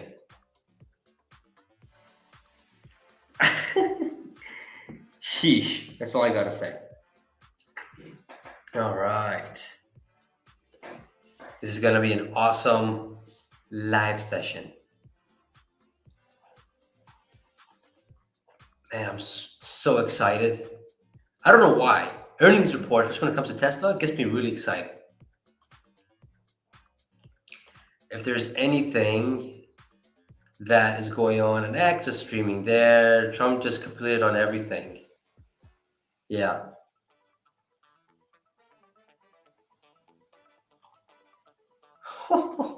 Sheesh. Trump said won't fire Powell.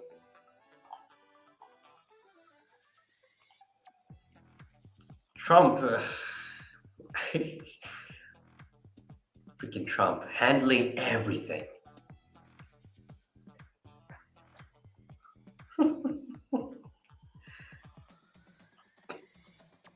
I love X, guys. If you guys are on X, I don't know what you guys are doing. You guys should definitely get X and just start, just shit posting. And you can make money off of it. It's crazy. I'm excited. Bro, this is tariff play. Stock will trade lower tomorrow. Market open unless Uncle Elon pulls a rabbit out of the hat. Hoping buyback or Elon buys himself. No, I don't think that's going to be a big company update. This is institution price movement. I hope any announcement, a stock split or something like that. I need more shares. The stock split is not going to happen until the stock, which is around like $1,000 per share. So, but look, the stock is down 50% from its all-time high, guys. I mean, what else do you guys want? It's a good time to buy. Really helping Tesla. Yes, you guys can hear me. Great, great, great. I want to watch it here. We'll watch it. Oh, did they start? No, not yet. Not yet. Oof, this is gonna be awesome. Oh boy, boy. Pejjy, whatever happened to the Roadster? Yeah, they said in the earnings report that it's in design development. So either end of this year or next year. But it's not a priority for them, right? Right now it's very uncertain for them. As you saw, Q1, 27 cents, right? They care more about trying to go on an uptrend here rather than staying back behind. So if this needs to get pushed back even more, they'll do it because they're only going to want to sell what, 100, 200 of them. Well, they can sell like hundreds of thousands of the affordable models in the cybercabs, maybe millions of the cybercabs. Focus on that. Show the stock price, please. The thing with StreamYard is that if I leave this page, okay, I'll show you guys the stock price. 1 second.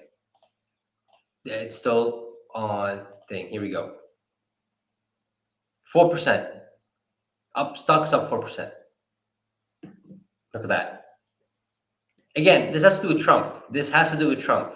It has nothing to do with anybody else but Trump. So let's see what.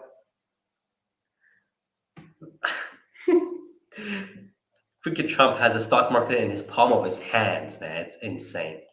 All right, let's go back. They may be starting soon. Let me go back to the. Here we go. They may be starting very, very soon. Okay. Music. All right. Make sure you guys can hear it. Make sure you guys can hear it. Good. I think we can hear it. Yep. Good. Over StreamYard will be much easier to handle when it comes to these things. Alrighty, so wow. What's going on here in the comments? Yeah, 248. Hey Pejjy, excited? Man, Christopher. Oh, I'm very excited, man. Thank you for joining the live stream. Absolutely love it. Welcome. What are the chances we hit 300 tomorrow? I mean, we have to have some really good updates. Good afternoon, everyone. Oh, here we go. Tesla's first quarter 2025 Q&A webcast. My name is Travis Axelrod, Head of Investor Relations, and I'm joined today by Elon Musk, Debba Taneja, and a number of other executives. Our Q1 results were announced at about 3 p.m. Central Time in the update deck we published at the same link as this webcast. During this call, we will discuss our business outlook and make forward-looking statements. Yeah. These comments are based on our predictions and expectations as of today. Actual events or results could differ materially due to a number of risks and uncertainties, including those mentioned in our most recent filings with the SEC. During the question and answer portion of today's call, please limit yourself to one question and one follow-up. Please use the raise hand button to join the question queue. Before we jump into Q&A, Elon will be providing an update. Elon? Hello, everyone. Well, it's never a dull moment these days. Well, thanks for sure. Every day is going to be exciting. As some people know, there's been some blowback for the time that I've been spending in government with the Department of Government Efficiency, or DOGE. I think the work that we're doing there is actually very important for trying to rein in the insane deficit that is leading our country, the United States, to destruction. And the DOGE team has made a lot of progress in addressing waste and fraud. The natural blowback from that is those who were receiving the wasteful dollars and the fraudulent dollars will try to attack me and DOGE team and anything associated with me. So then I'm really left with two choices. Should we just let the waste and fraud continue? We're continuing at it to grow at a really unsustainable pace that was bankrupting the country, or to fight the waste and fraud and try to get the country back on the right track. And I believe the right thing to do is to just fight the waste and fraud and get the country back on the right track, and working together with the President Trump and his administration. Because if the ship of America goes down, we all go down with it, including Tesla and everyone else. So I think this is this critical work. Now, the protests that you'll see out there, they're very organized. They're paid for.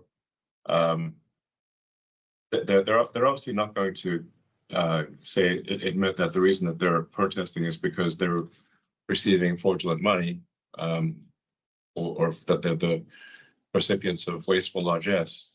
But they're going to come up with some other reason. But that is the real reason for the protests. The actual reason is that those receiving the waste and fraud wish to continue receiving it. That is the real thing that's going on here, obviously. So now that said, I do think there's the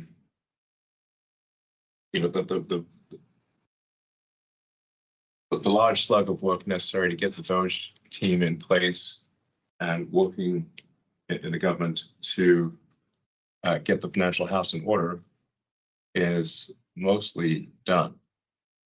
And I think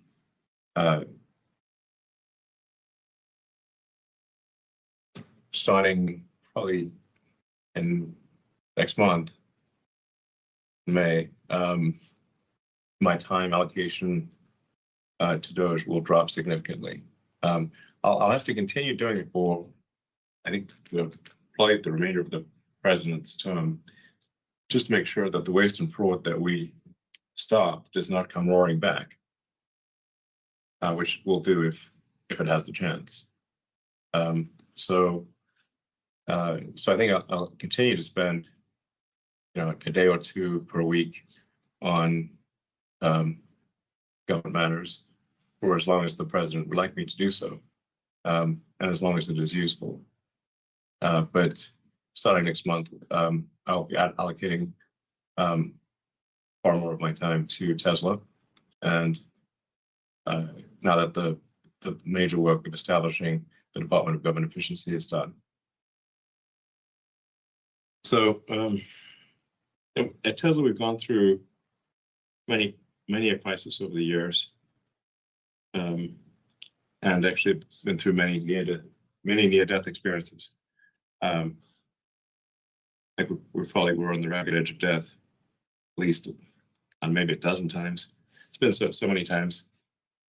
This is not one of those times. We're not on the ragged edge of death, not even close. But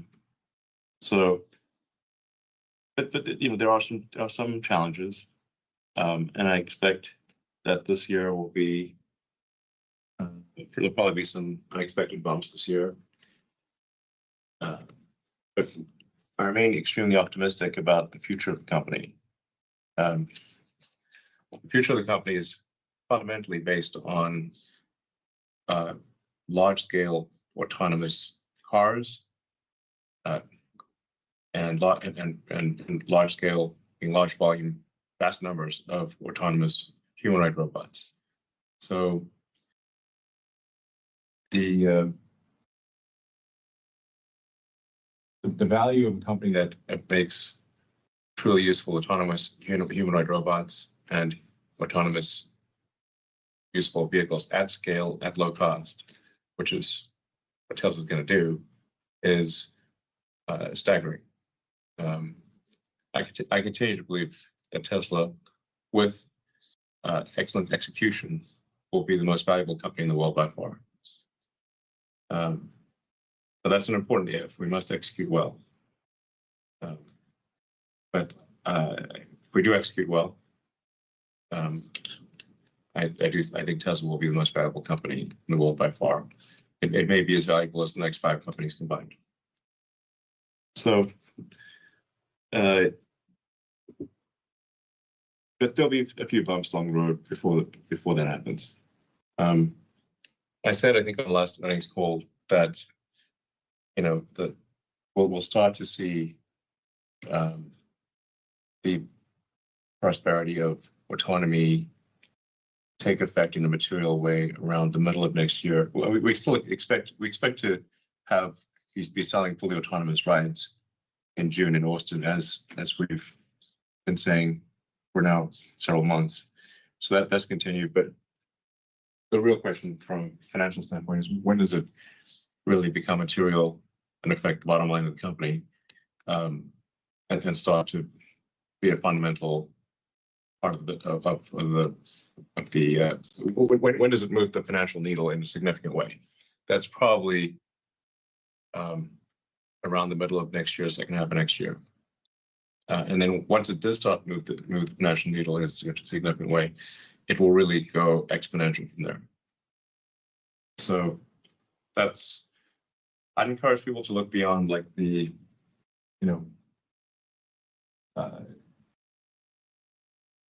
some sort of bumps and potholes of the road immediately ahead of us, but lift your gaze to the bright, shining, citadel on a hill. I don't know, some Reagan-esque imagery, and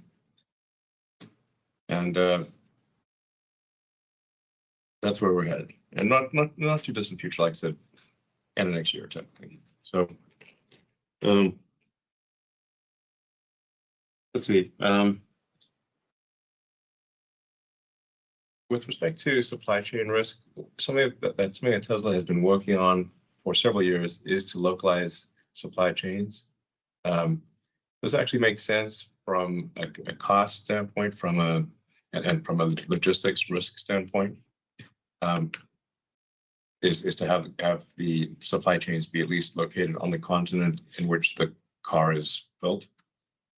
And so we are, I think, the least affected car company with respect to tariffs, at least in most respects. I mean, it remains to be seen. Now tariffs are still, tough on a company when margins are still low. But we do have localized supply chains in North America, Europe, and China. So that puts us in a stronger position than any of our competitors. And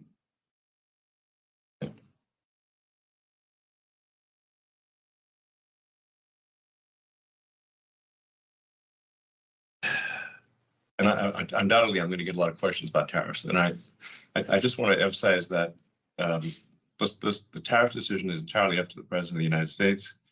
I will weigh in with my advice with the President, which he will listen to my advice, but then it's up to him, of course, to make his decision. I've been on the record many times as saying that I believe lower tariffs are generally a good idea for prosperity. But this decision is fundamentally up to the elected representative of the people, being the President of the United States. So, I'll continue to advocate for lower tariffs rather than higher tariffs, but that's all I can do. So, now let me walk you through why I'm so excited about the future of Tesla. So, first of all, autonomy. The team and I are laser focused on bringing robotaxi to Austin in June. Unsupervised autonomy will first be solved for the Model Y in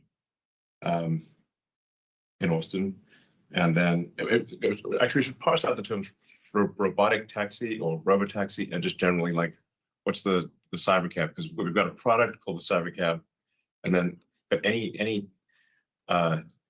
Tesla, which could be an S3, X, or Y that is autonomous, is a robotic taxi or robotaxi. It's very confusing. So the vast majority of the Tesla fleet that we've made is capable of being a robotaxi or robotic taxi. As we're going from, once we can make the system work where you can have paid rides fully autonomously with no one in the car in one city, that is a very scalable thing for us to go broadly within whatever jurisdiction allows us to operate. So because what we're solving for is a general solution to autonomy, not a city-specific solution for autonomy, once we make it work in a few cities, we can basically make it work in all cities in that legal jurisdiction. So once we can make it basically work in a few cities in America, we can make it work anywhere in America. Once we can make it work in a few cities in China, we can make it work anywhere in China, likewise in Europe, limited only by regulatory approvals. So this is the advantage of having a generalized solution using artificial intelligence and an AI chip that Tesla designed specifically for this purpose, as opposed to very expensive sensors and high precision maps of a particular neighborhood where that neighborhood may change or often changes, and then the cost stops working. So we have a general solution instead of a specific solution. Yeah.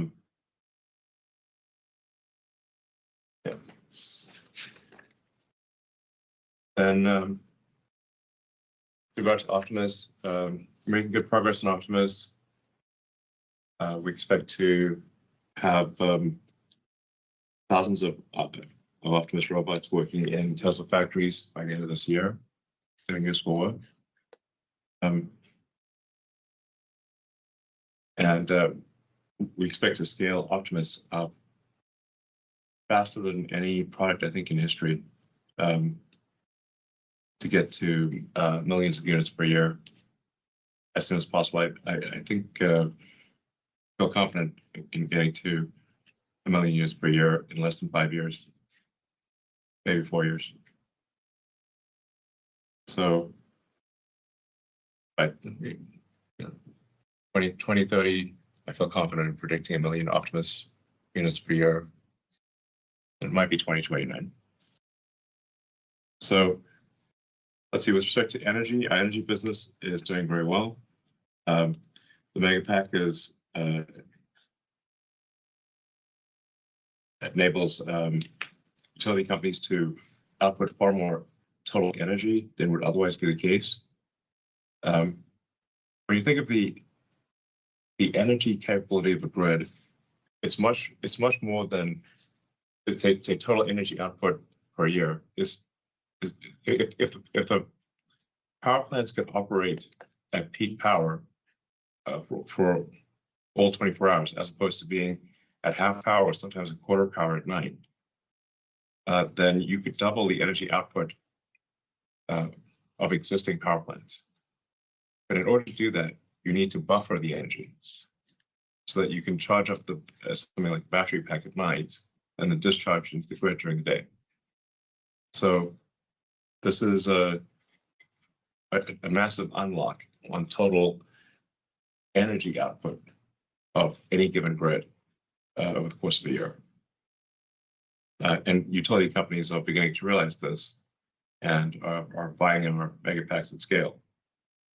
So at this point, a gigawatt class battery is quite a common thing. So we have many orders in the hopper for gigawatt and beyond batteries. And we expect the stationary energy storage business to scale ultimately to terawatts per year.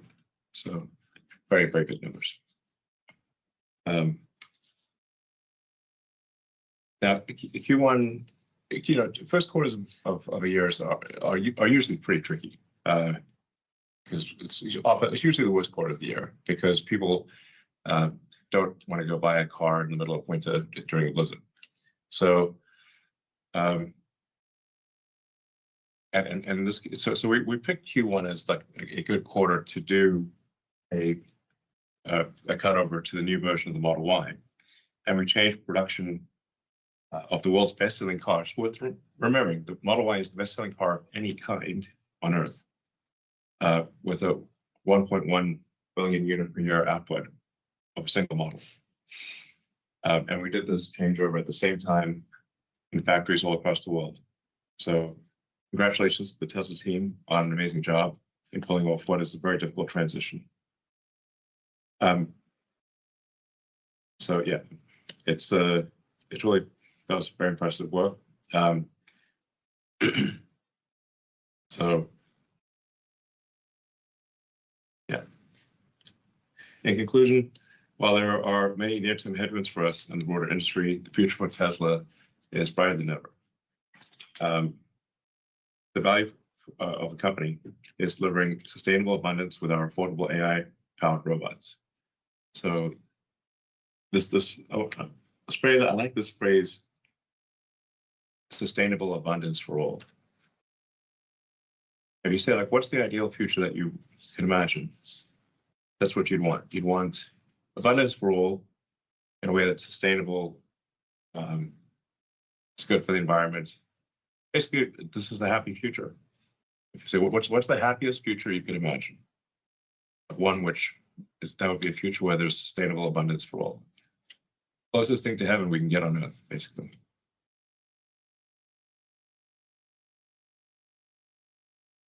So thank you again to the Tesla team for all their efforts at this challenging time. I look forward to continuing to lead the team to great success in the future. Great. Thank you very much, Elon. Before we move on, Vaibhav has some opening remarks as well. Thanks, Elon. As Elon mentioned, in Q1, we achieved something which has never been undertaken in the automotive industry of updating all our factories for the best-selling car in the world all at the same time. And this people don't understand, this was not a small feat. We're not aware of anybody else being able to do the best-selling car all at once within a quarter, and that too hitting all the timelines which we had established at the beginning. So big kudos to the team for making this happen. Additionally, we also hit record gross profit for energy storage business in the quarter. Now, getting back into the business, there's been a lot of speculation as to the reasons for decline of our vehicle deliveries in the first quarter. We had previously guided that we will be updating all factories, and this would lead to several weeks of lost production, which did happen as planned.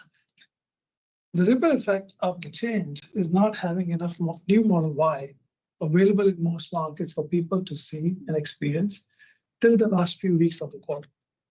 Additionally, the negative impact of vandalism and unwarranted hostility towards our brand and our people had an impact in certain markets. Despite this, we were able to sell out legacy Model Y in US, China, and a few other markets within the quarter. And again, just so people understand, we were producing the legacy Model Y till middle to end of February. And we switched over and we were able to still sell out within that period. So again, big achievement by all the people at Tesla to make it happen. We have a very extremely competitive vehicle lineup, which with most vehicles going through a recent update. And add to that advances in FSD, you have a personal chauffeur which can take you almost anywhere under supervision. There are numerous stories shared by customers ranging from how it has improved their daily commute, to providing mobility to customers with disabilities, to giving older customers the ability to travel comfortably and independently. Not only is FSD supervised safer than a human driver, but it is also improving the lives of individuals who experience it. And again, this is something you have to experience, and anybody who has experienced just knows it. And we've been doing a lot lately to try and get those stories out, at least on X, so that people can see how other people have benefited from this. Now, coming into some of the financial stuff, auto margins declined sequentially, primarily due to the reduction in the total number of deliveries, lower fixed cost absorption due to factory changeovers, and lower regulatory credit revenues, offset by a slight increase in pricing due to the launch of new Model Y, despite incentives which we had to sell legacy Model Y.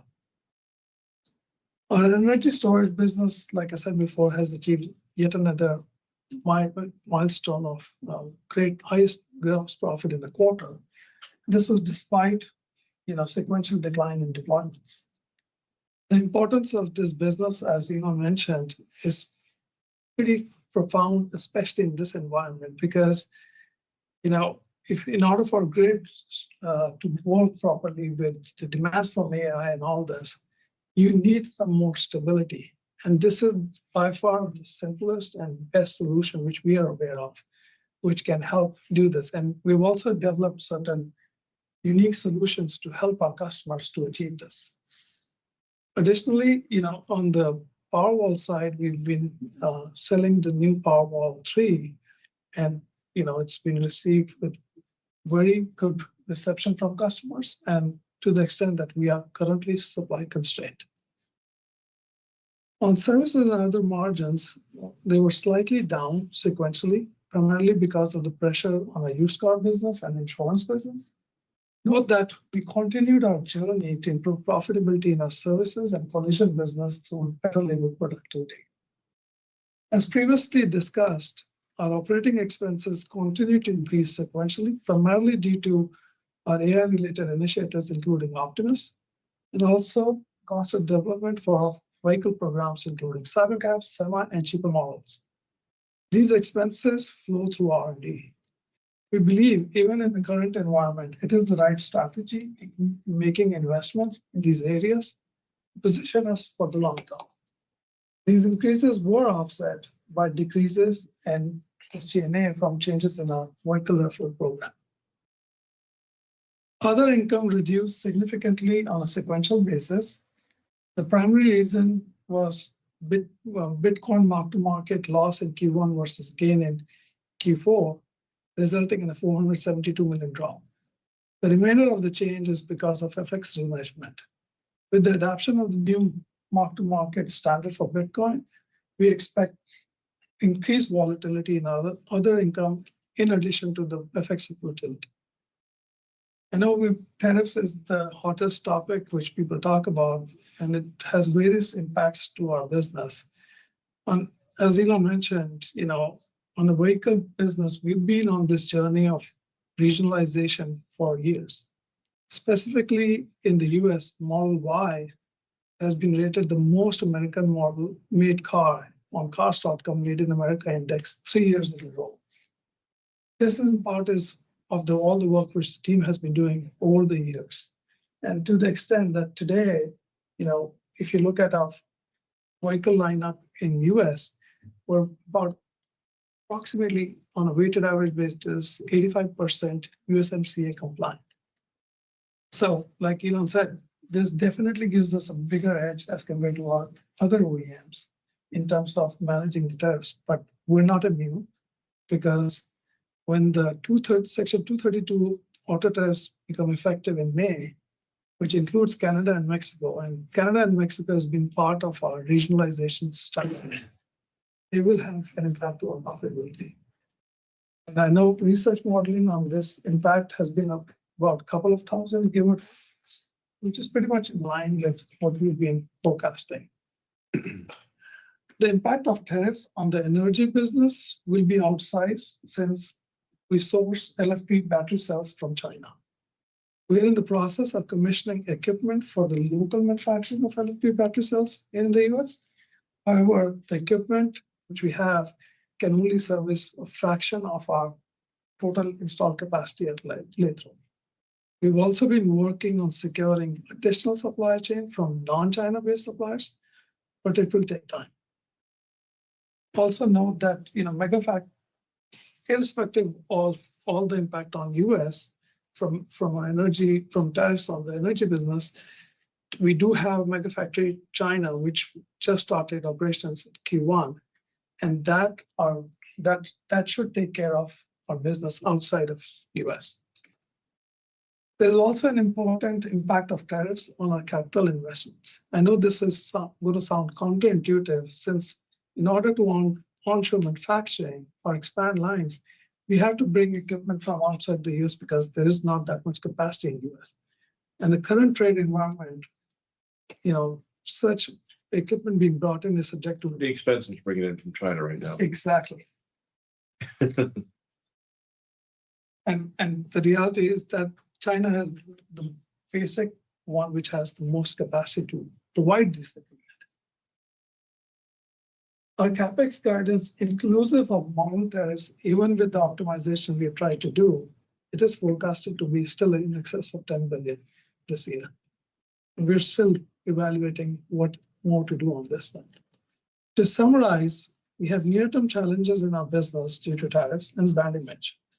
We think our strategy of providing the best product at a competitive price is going to be a winner. And this is the reason we're still focused on bringing cheaper models to market soon. The start of production still planned for June. Additionally, the advancement in FSD-related features, including pilot robotaxi launch in Austin later this year, should help create a new era of demand. I would like to thank everyone at Tesla and our customers. Fantastic. Thank you very much, Vaibhav. Now we will move on to investor questions. We will start with questions from say.com. First question is, what are the highest risk items on the critical path to robotaxi launch and scaling?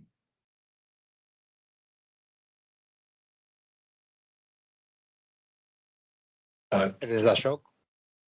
Yeah, we've got Ashok on. Sure. Well, just to we should just clarify the just disambiguate the cyber cab from robotaxi once again. So when will the Teslas, because the Teslas that will be fully autonomous in June in Austin will be Model Ys. So that is that's currently on track to be able to do paid rides fully autonomously in Austin in June, and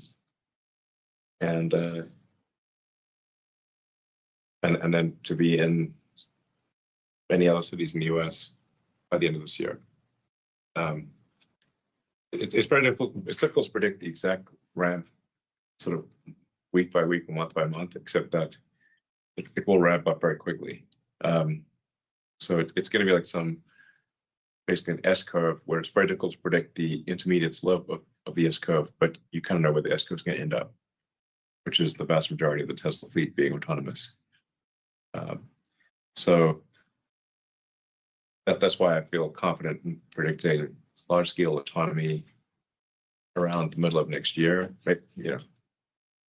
Certainly the second half of next year. Meaning, I predict that there will be millions of Teslas operating autonomously, fully autonomously, in the second half of next year.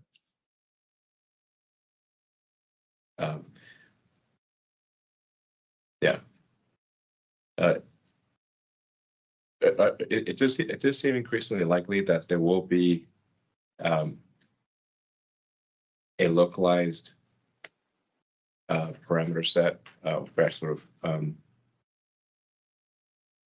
like that the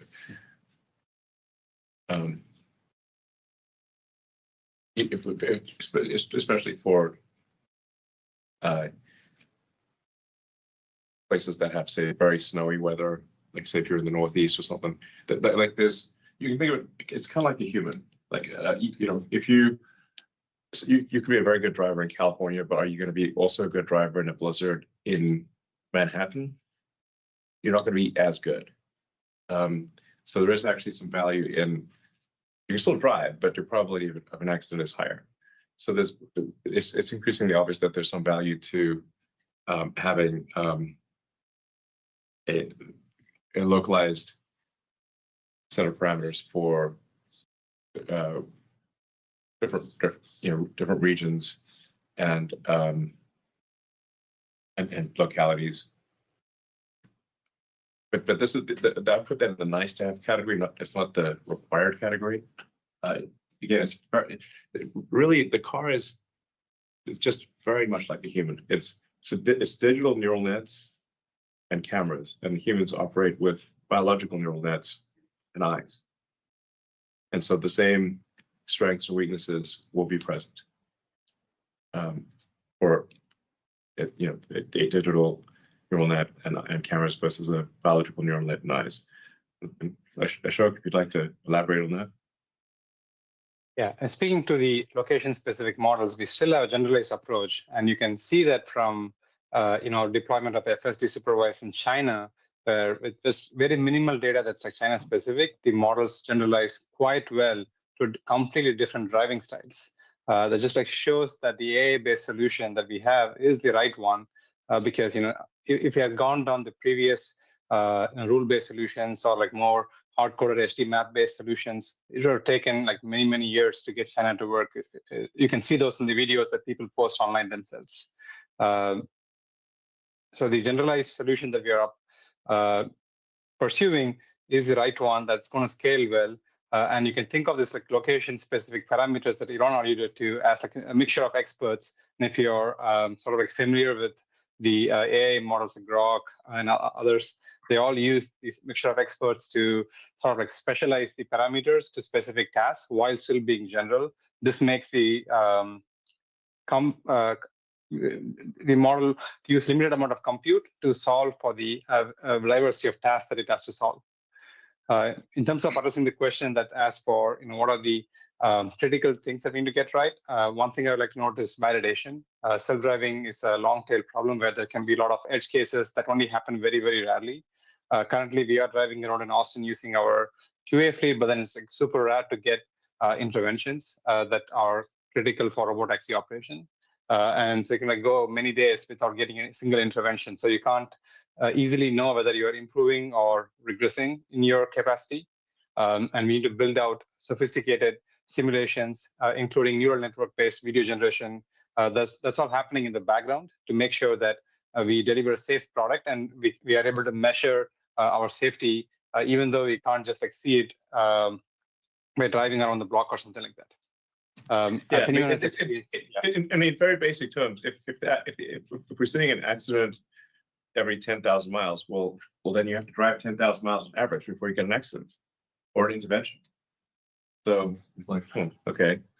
Now imagine, I mean, we must be really, people must be very worked out by the sheer number of Teslas doing circuits in Austin right now. We're like, well, it's going to look pretty bizarre. Yeah. Some people are chasing us away. Yeah, there's just always a convoy of Teslas going well, just going all over to Austin in circles. But yeah, as I just can't emphasize this enough. In order to figure out long tail things, if it's 1 in 10,000, let's say it's 1 in 20,000 miles, or 1 in 30. Then now the average person drives 10,000 miles in a year. So now try to compress that test cycle into a matter of a few months. It means you need a lot of cars doing a lot of driving in order to compress that, or just do in a matter of a month what would normally take someone a year. Yeah, and I Exactly. would just also add that, if you haven't looked at those videos coming out of China, people are. Oh yeah, those really videos are amazing. Yeah, they're putting it to real test. I mean, they're I'd say that taking dirt roads. Frankly, I think the Chinese consumer might be the most demanding consumer, and I actually, our customers in China are awesome. They have a lot of fun with the cars. I saw one guy take a Tesla on autonomously on a narrow dirt road. Yes. Across like a mountain, and I'm like, still a very brave person. And the Tesla's driving along on a road with no barriers, where if he makes a mistake, he's going to plunge to his doom. But it worked. Great, thank you. And if the question was on CyberCab itself, we're in B sample validation now. Yeah, we should ask that question too. Yeah, we have our first like big builds coming at the end of this quarter, in Q2, and then in the coming months they start to large scale installation of all the equipment in Giga Texas, with still on schedule for production next year. Yeah, and I just want to also clarify, because I think people don't understand. They think that there's no new building being built, and where is CyberCab going to Oh, be? it's in the Giga. It's within the same factory. Yeah. It's happening and people don't know it's just happening upstairs and all along the lines, while we're still building the Model Ys and Cybertrucks every day. Yeah, it's worth noting that the Tesla Gigafactory in Austin is 3 times the size of the Pentagon. Including the garden. Yeah, including the Ground Zero garden. So I go visit the Pentagon. I'm like, this building used to look big, but anymore. Great, thank you very much. The next question is, when will FSD unsupervised be available for personal use on personally owned cars?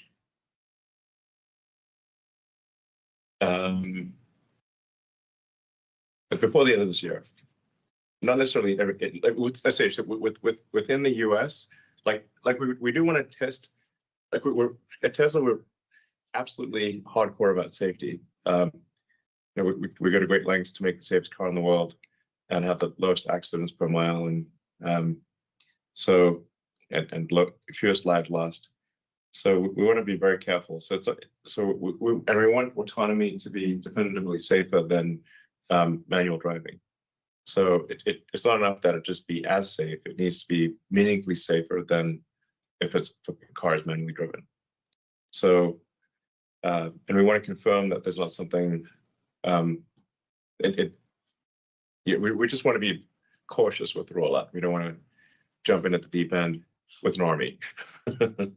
So, but that said, I think we should be able to have it work in several cities later this year for personal use. So the acid test being you should be able to can you go to sleep in your car and wake up at your destination. And I'm confident that will be available in many cities in the US by the end of this year. Great, thank you very much. The next question is Tesla still on track for releasing more affordable models this year? Or will you be focusing on simplified versions to enhance affordability, similar to the rear-wheel drive Cybertruck? Yeah, we're still planning to release models this year. As with all launches, we're working through like the last minute issues that pop up. We're knocking them down one by one. At this point, I would say that ramp maybe might be a little slower than we had hoped initially, but there's nothing, just kind of given that turmoil that exists in the industry right now. But there's nothing that's blocking us from starting production within the next within the timeline laid out in the opening remarks. And I will say it's important to emphasize that, as we've said all along, the full utilization of our factories is the primary goal for these new products. And so flexibility of what we can do within the form factor and the design of it is really limited to what we can do on our existing lines rather than building new ones. But we've been targeting the low cost of ownership. Monthly payment is the biggest differentiator for our vehicles. And that's why we're focused on bringing these new models with the lowest price to the market within the constraints I just highlighted. Great, thank you very much. The next question is, does Tesla see robotaxi as a winner-take-most market? And as you approach the Austin launch, how do you expect to compare against Waymo's offering, especially regarding pricing, geofencing, and regulatory flexibility? Well, okay. The issue with Waymo's cars is they cost way more money.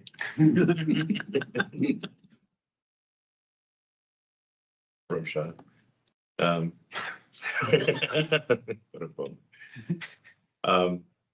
that is the issue. The cars are very expensive, made in low volume. Teslas are, I don't know, probably cost a quarter or 20% of what a Waymo costs, and made in very high volume.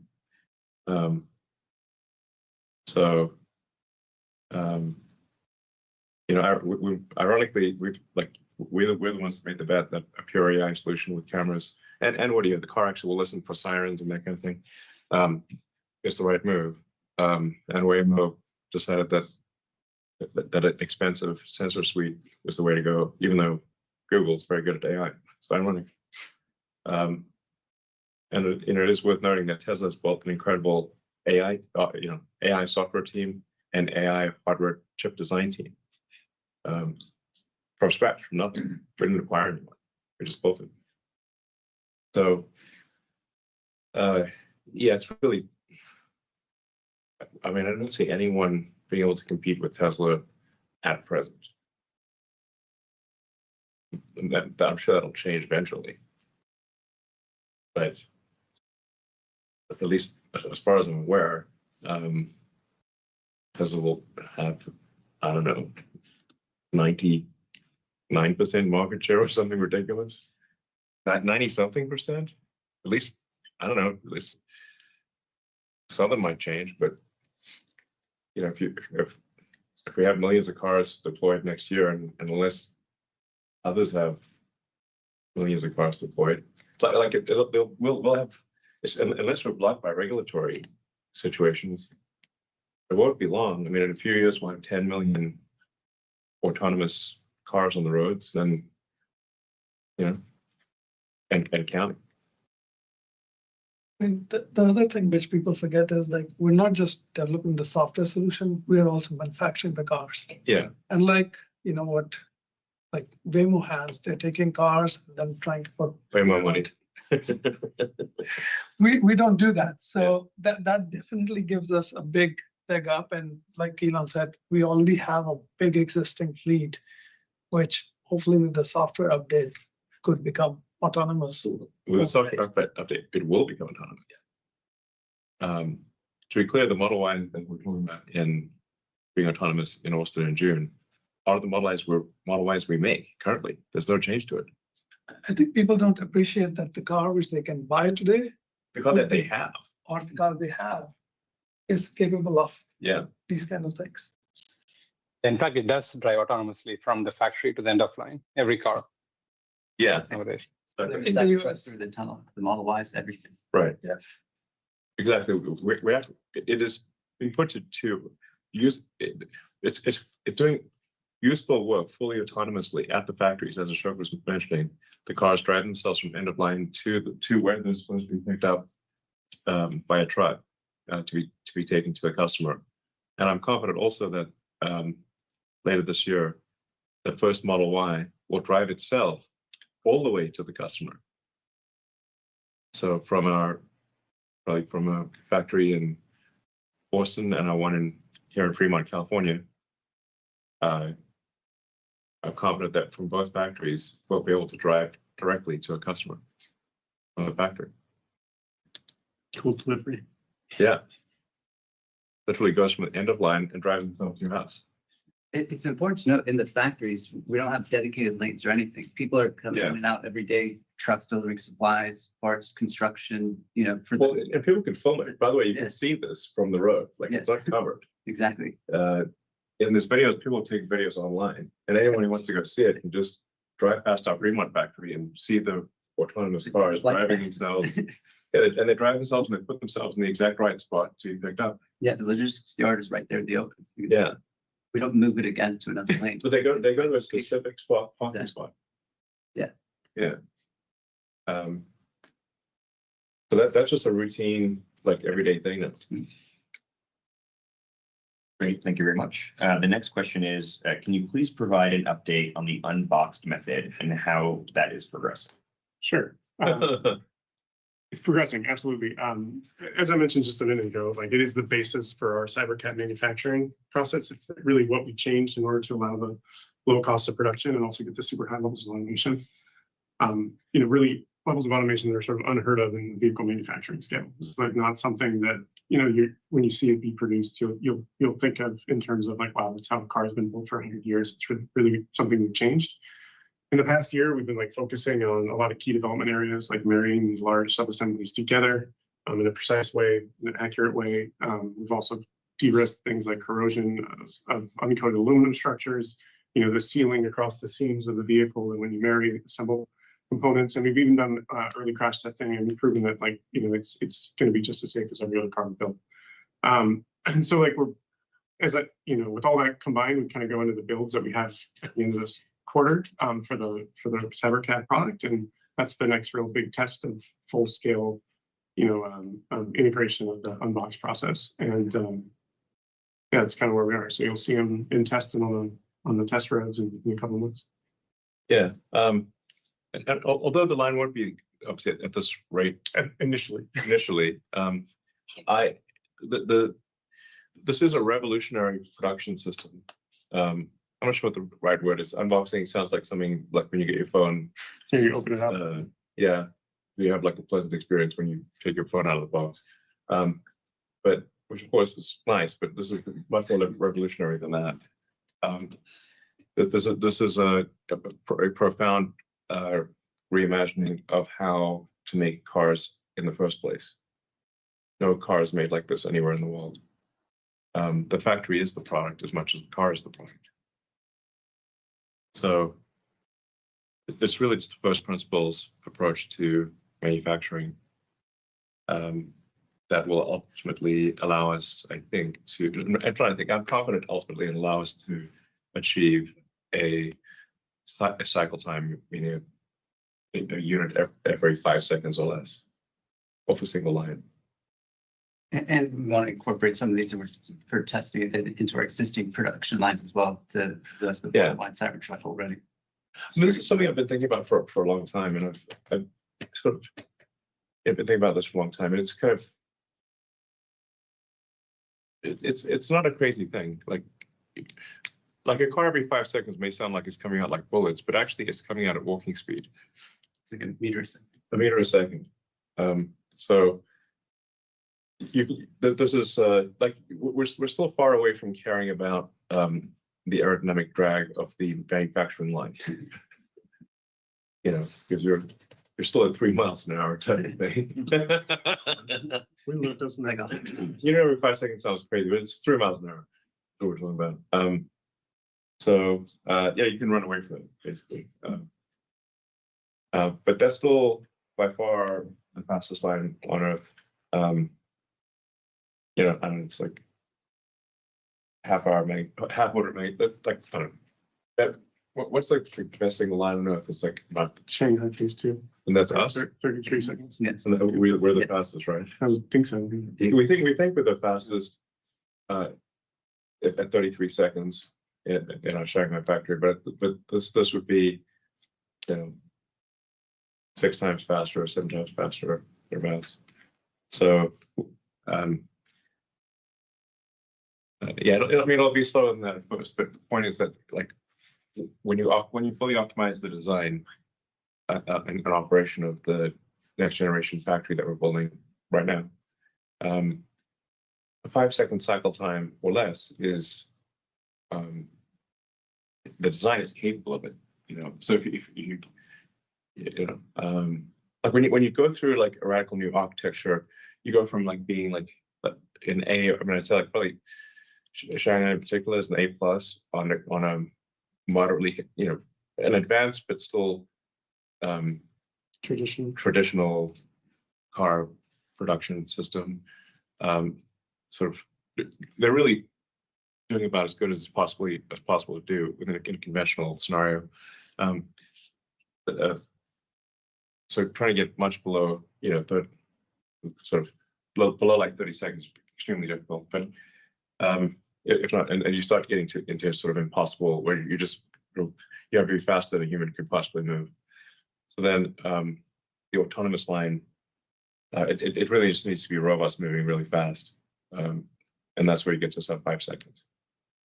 But we'll start off with at getting a C in, instead of an A, getting a C in a new architecture. But then the potential is there over time to move that up to an A+ within an A+ architecture. Great, thank you very much. The next question is, how is Tesla positioning itself to flexibly adapt to global economic risks in the form of tariffs, political biases, et cetera? As Elon said, you know, we've been supply chain team been at for a while. We continue to mitigate global economic risks like tariffs and political biases by regionalizing part supply near its factories in North America, Berlin, and Shanghai. For example, in North America, our high volume vehicle programs have over 85% North America content, and Shanghai vehicles have over 95% local content. Berlin has similar levels of regionalization as North America when you exclude the battery, and we are working on regionalizing the battery as well. This is a pre-pandemic strategy that we accelerated post-pandemic through supply diversification, dual sourcing, vertical integration, advanced analytics, and local partnerships to ensure supply chain resilience and production stability. Having said that, we're not 100% insulated, and these tariff risks are higher on our low volume platforms than the high volume ones. Yeah. In fact, there's no more vertically integrated car company than Tesla. I mean, we're the most vertically integrated car company since, you know, Henry Ford back in the day when they were doing mining iron and stuff, and growing rubber trees. So, like we're not growing rubber trees and mining iron yet, but we have built a lithium refinery in South Texas, and it's the biggest lithium refinery outside of China, I think. Is that right? Yeah, I think so. Once it's not yeah, but its output potential would be the biggest lithium refinery outside. Yeah, and we've got space to expand it if we need to build more. Right. So, and then we've got the cathode refinery in Austin next to the Gigafactory. We're gonna figure out what to do about the anode. That's an ongoing subject of discussion.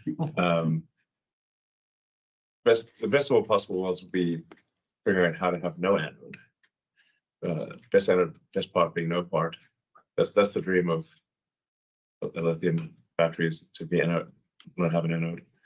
But either way, we better have the anode, the cathode, and the lithium and the electrolyte and the separator to make a cell.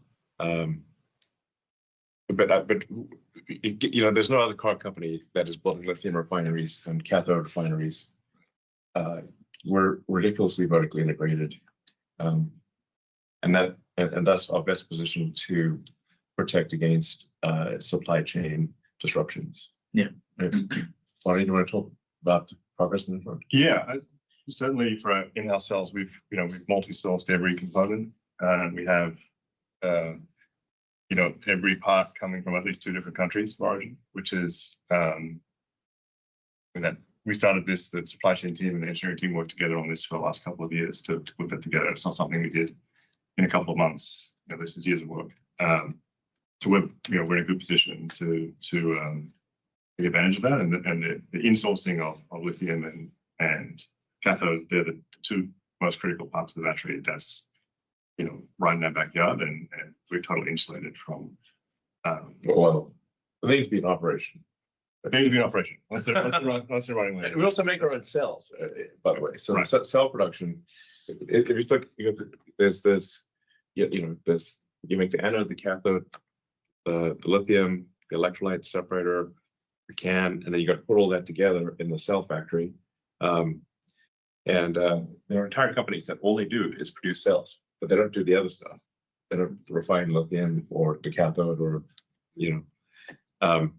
so our cell production is going quite well, and I think we're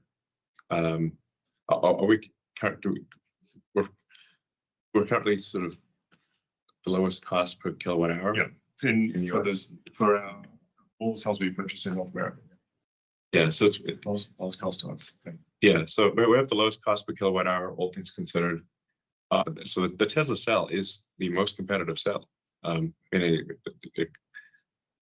For a kilowatt hour put into a car, if it's a Tesla cell, it's lower cost than if it's a supplier cell. Yeah, and the plan this year is to really build off that base. Getting to lowest cost is it's the hardest challenge for cell manufacturing. It's relatively easy to build a flashy product that does one thing well. To build something at high volume and low cost is super difficult, and we're kind of using that as a base to then build off and add performance in different areas for new products coming out. Yeah. So Yeah, I mean, to Elon's point, there's a lot of advantages for regionalization. The most important thing is we're not tying up working capital for 6 to 8 weeks on the ocean. If there's a design change, then everything that's in transit basically has to be scrapped. Secondly, port disruptions, as we saw during COVID, can be very expensive because slight disconnects can shut down production. So then your only option is costly air expedite. It also gives us resilience in supply chain. If one region is down, we can bridge with others. It's more work to set up in the beginning, but it's critical to have when the need arises. Having said that, it's unrealistic to assume 100% regionalization across the board for specialized areas such as semiconductors. In such cases, our team works very closely with our partners to ensure we have strategic banks in place and a disruption doesn't impact production while we stand up the regional manufacturing for that particular commodity. And I'll say like on the rest of the vehicle, like Elon was talking about with cells, we're also heavily vertically integrated. We import ingots, and turn them into castings. We recycle those in melt centers. The same thing with plastics, but it doesn't mean we're not exposed. We do have some areas where we use rare earth magnets. And we've been working for years to find alternative sources and bring those up, as well as we have our induction machines. And as we've mentioned in the past, we're working on ferrite motors for some time. So like, as Karn said, with our heavy regionalization percentages, we're definitely like the lowest, exposed to this, but we're not completely immune, as Bob mentioned in his opening remarks. Great. Similarly related, on the battery side, does Tesla still have a battery supply constraint as noted on the Q4 call? And does that change with tariffs? So this is Karn. We've been working very hard to expand battery cell production in the US, both with vendors and what Bonnie mentioned earlier with the 4680 program. And we're also working on moving the upstream supply chain for battery cells to the United States for several years. And that strategy is really starting to pay off now. As it stands right now, we're not constrained on battery cell supply for vehicles. The recent tariffs do pose some challenges to Tesla Energy, like our CFO mentioned earlier, but it's something we've been anticipating and we should be able to resolve in a timely fashion. We actually have a plan in place and we're executing towards it. We also have some other sources coming online to supplement the shortfall. And then of course we have the LFP production that's happening in-house. We have a slight disconnect of aligning the right cells with the right packs. So that's the little bit of puzzle that we have to solve internally. But as far as cells go, there's no shortage. Great. Thank you very much. The next question is, did Tesla experience any meaningful changes in order inflow relating to all of the rumors of brand damage? So in Q1, as mentioned earlier, we took the best-selling car of the last 2 years and ramped up all 4 of our global factories. And in less than 8 weeks, we've already gone to the rate of our previous Model Ys in the factories. So just kudos again to the team for the great job there. And despite the economic strain and negative articles that in California in Q1, Tesla remained the best-selling car, not just EV. And additionally, we had a record number of test drives globally in Q1 as well. So interest remains high.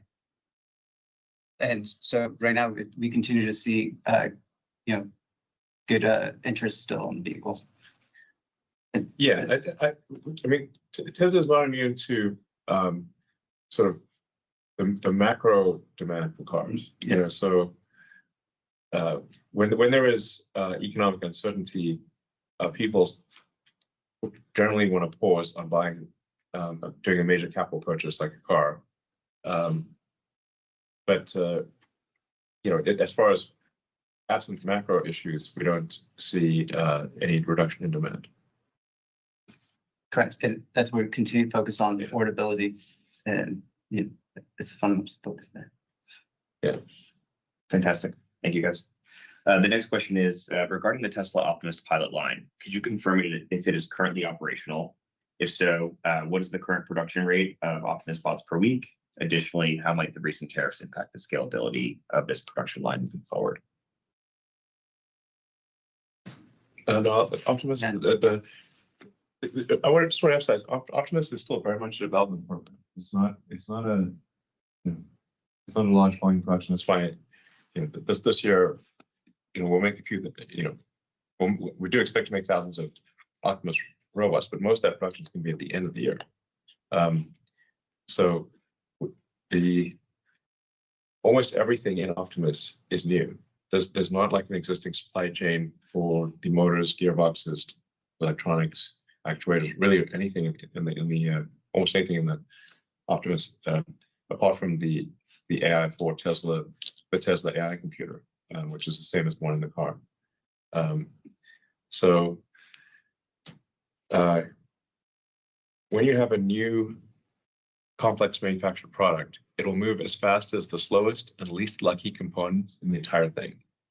And as a first order approximation, there's like 10,000 unique things. So that's why anyone who tells you they can predict with precision the production ramp of the truly new product doesn't know what they're talking about. It is literally impossible. So you go through this like series of constraints where it's like this part's the limiting factor, now that part's the limiting factor, now this part's the limiting factor, and multiply that by 1,000 basically. And then the rate of the production ramp is decided by how quickly you can solve each of those problems. Now, Optimus was affected,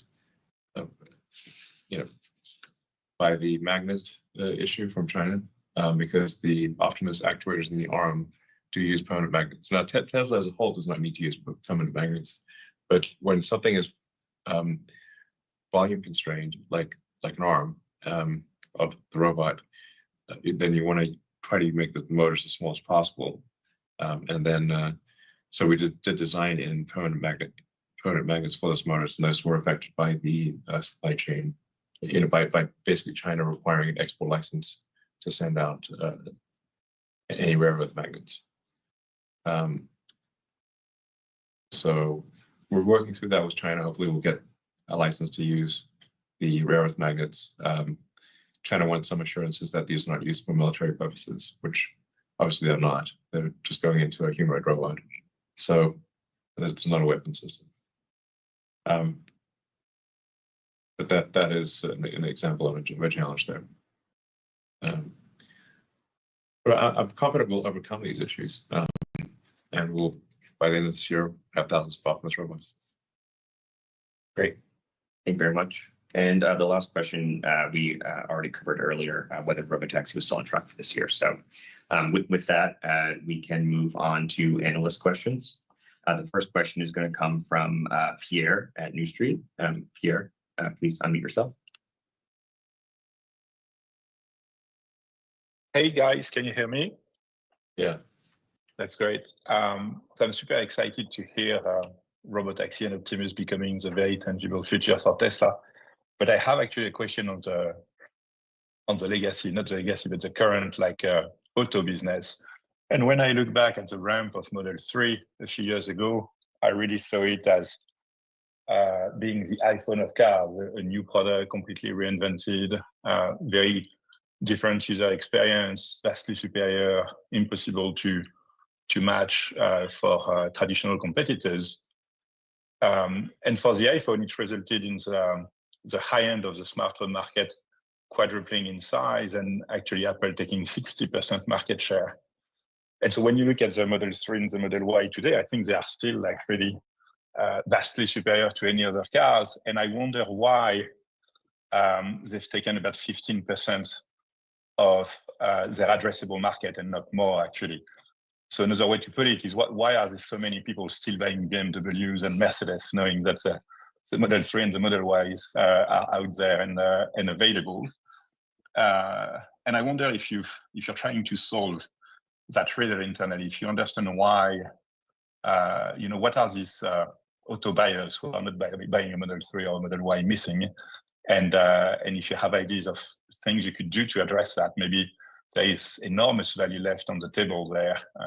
Yeah, that's what I'm wondering these days. Yeah, the reality is that in the future, most people are not going to buy cars.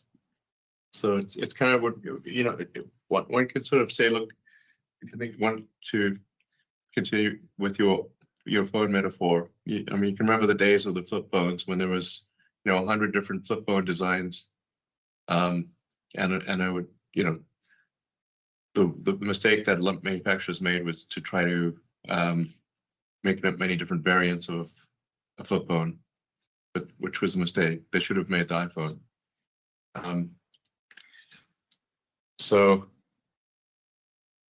Because obviously everyone's going to want a smartphone. But in the beginning of when the iPhone came out, I was like, wow, I can't believe these guys are not reacting as though this is death. But they didn't. They kept making variants of flip phones. Nokia, I think at one point was the most valuable company in the world, or close to it. But they kept making flip phones. Trying to find another market niche. Maybe somebody wants a phone of a different style, maybe this different color or whatever it is. Nope, they just want a super intelligent phone that can do everything. Just one. So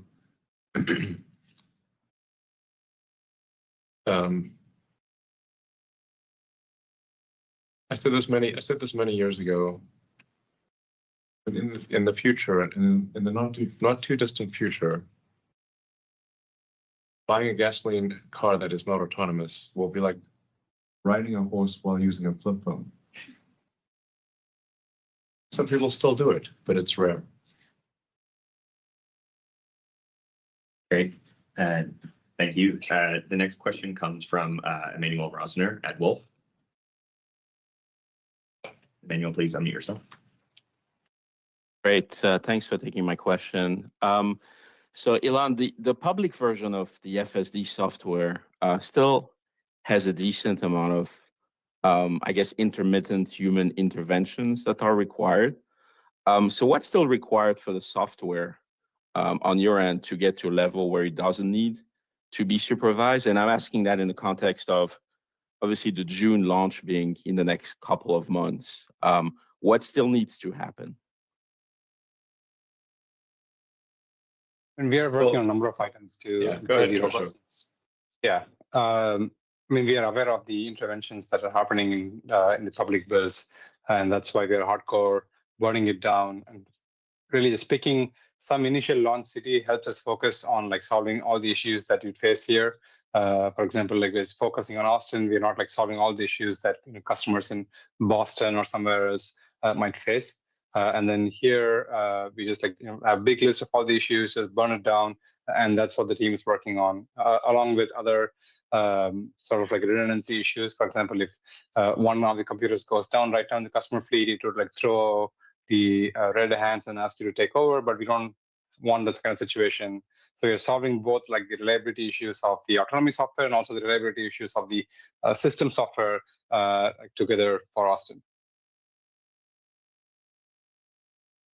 Yeah, really we just worked through a long tail of unusual interventions.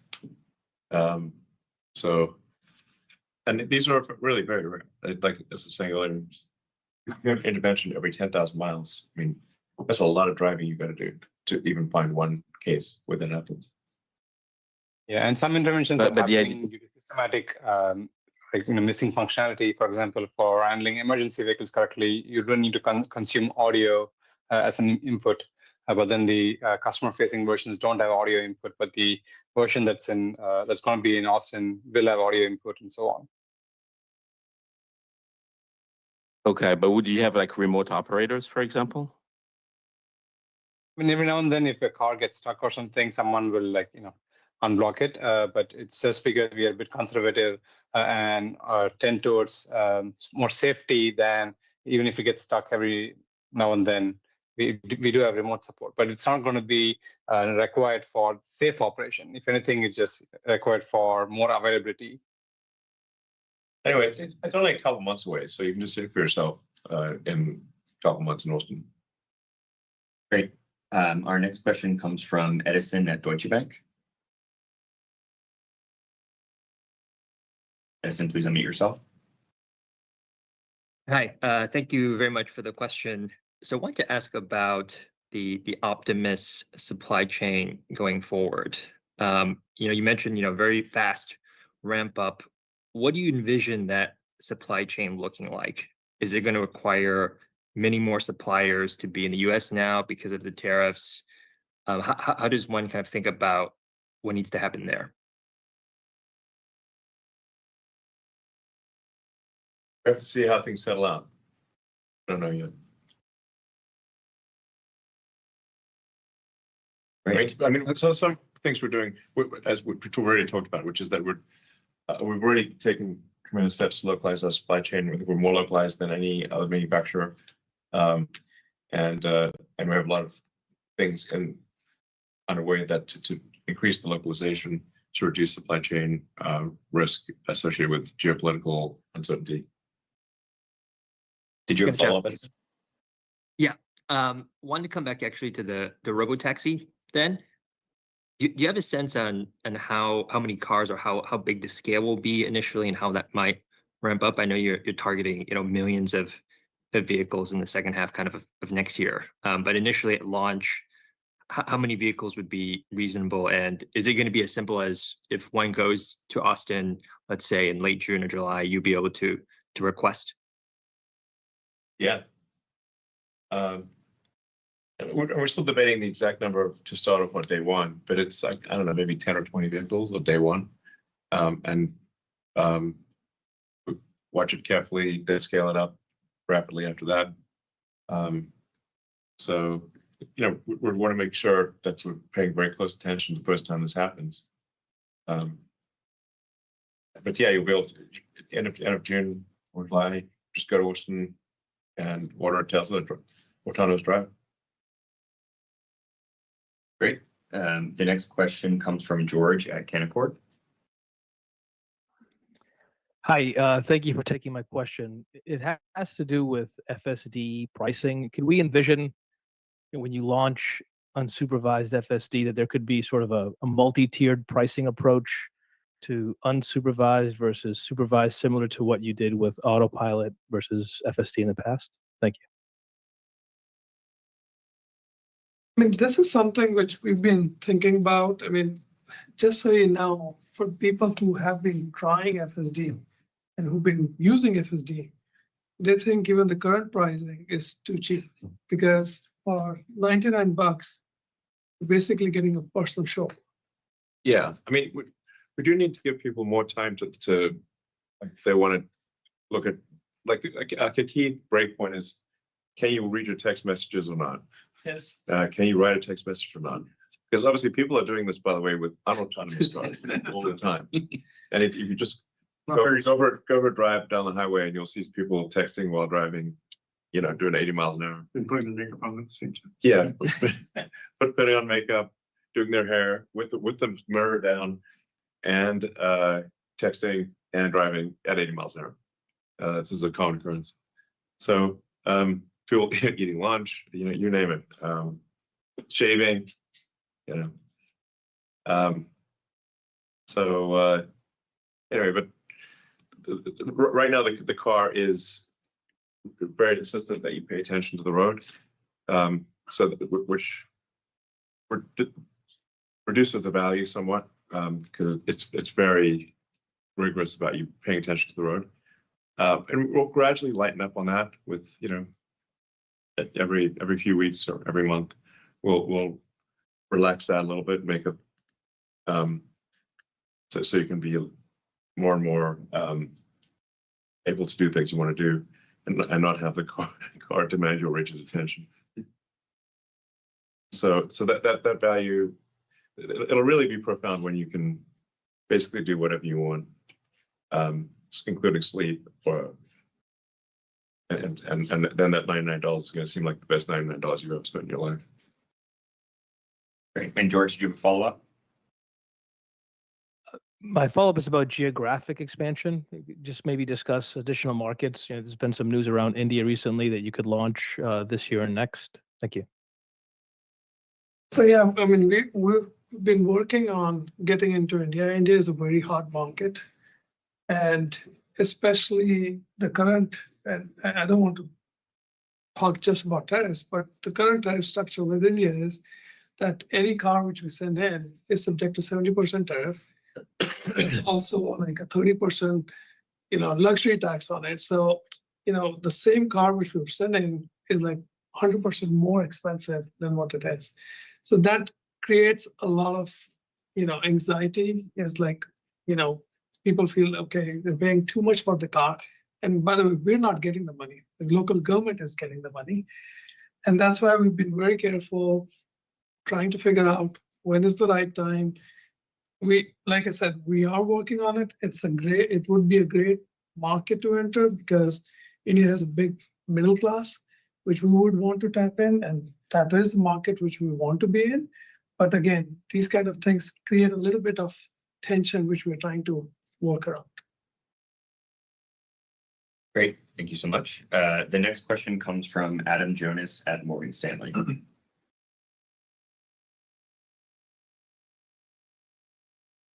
Go ahead, Adam.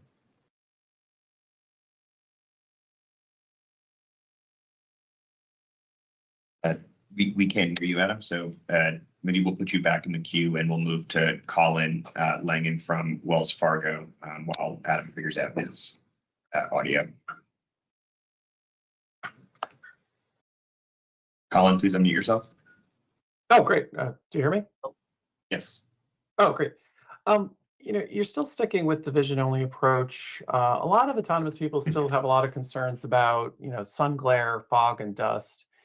Any color on how you anticipate on getting around those issues? Because my understanding, it kind of blinds the camera when you get glare and stuff. Actually, it does not blind the camera.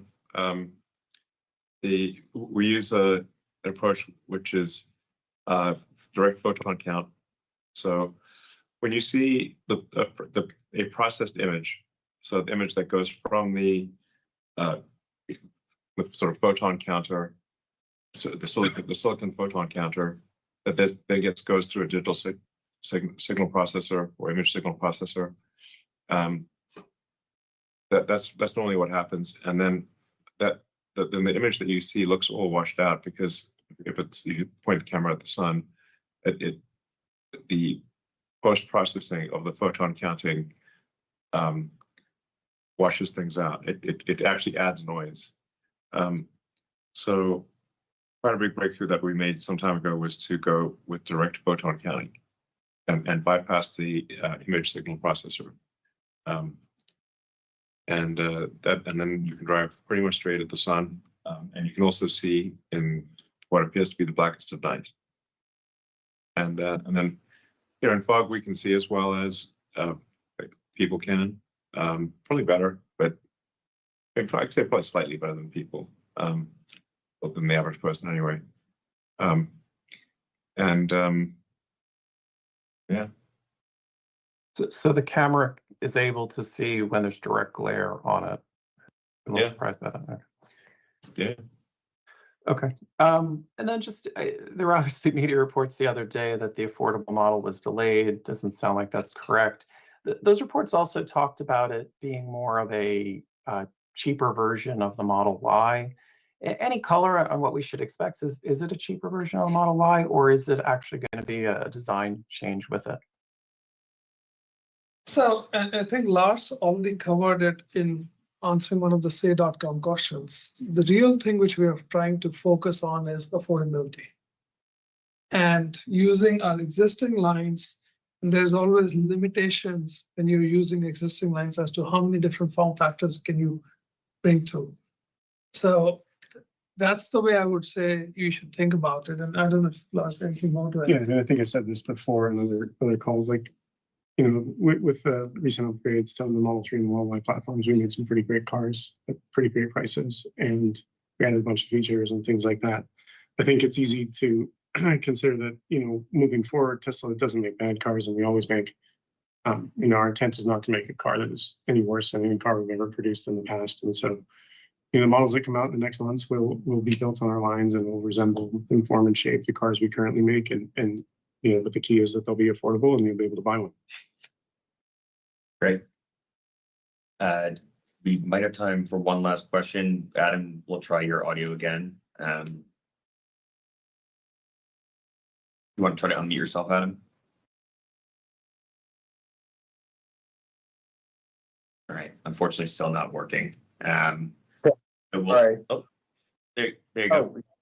Sorry, guys. Technology. Go ahead, Adam. Yeah, hi. Yeah, in the February 28th Joe Rogan interview, Elon, you advocated for a ramp in tariffs to give people time to adjust. Otherwise, in the quote, you said the system would break and bad things would happen. So are things breaking yet? And if the tariffs as announced remain in place, when would things start breaking? Well, at the risk of stating the obvious, I'm one of many advisors to the president. I'm not the president. So, but I've made my opinion clear to the president, and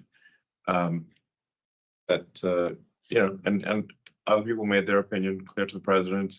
He listens, he talks to many people, and he makes his decision. And I'm hopeful that the president will observe whether my predictions are more accurate than the predictions of others, and perhaps weigh my advice differently in the future. We shall see. I'm an advocate of predictable tariff structures, and generally I'm an advocate for free trade and lower tariffs. Now one does need to take a look at where if some country is doing something predatory with tariffs, or is providing extreme support for, if a government is providing extreme financial support for a particular industry, then you have to do something to counteract that. But I think that's on a case-by-case basis strategically.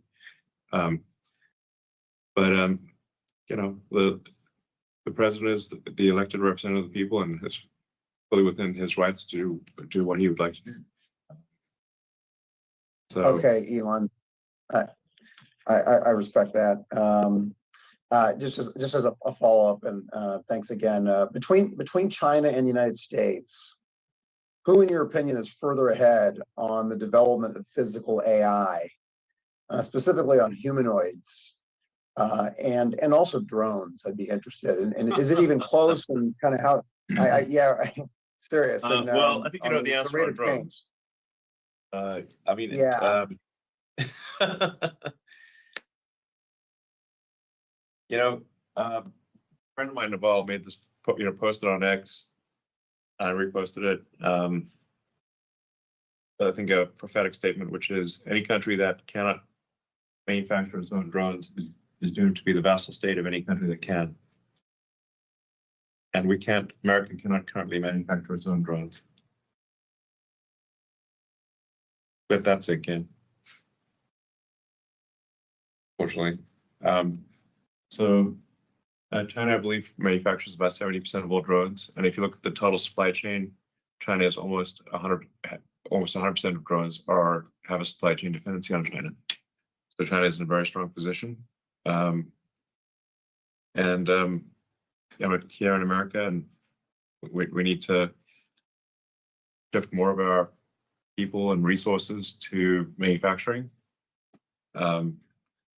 because this is I have a lot of respect for China because I think China is amazing, actually. But the United States does not have such a severe dependency on China for drones and be unable to make them unless China gives us the parts, which is currently the situation. With respect to humanoid robots, I don't think there's any company in any country that can match Tesla. Tesla and SpaceX are number one.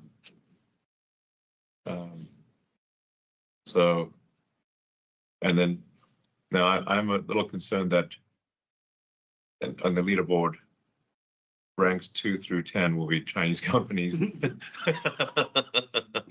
But I'm confident that rank 1 will be Tesla. Great.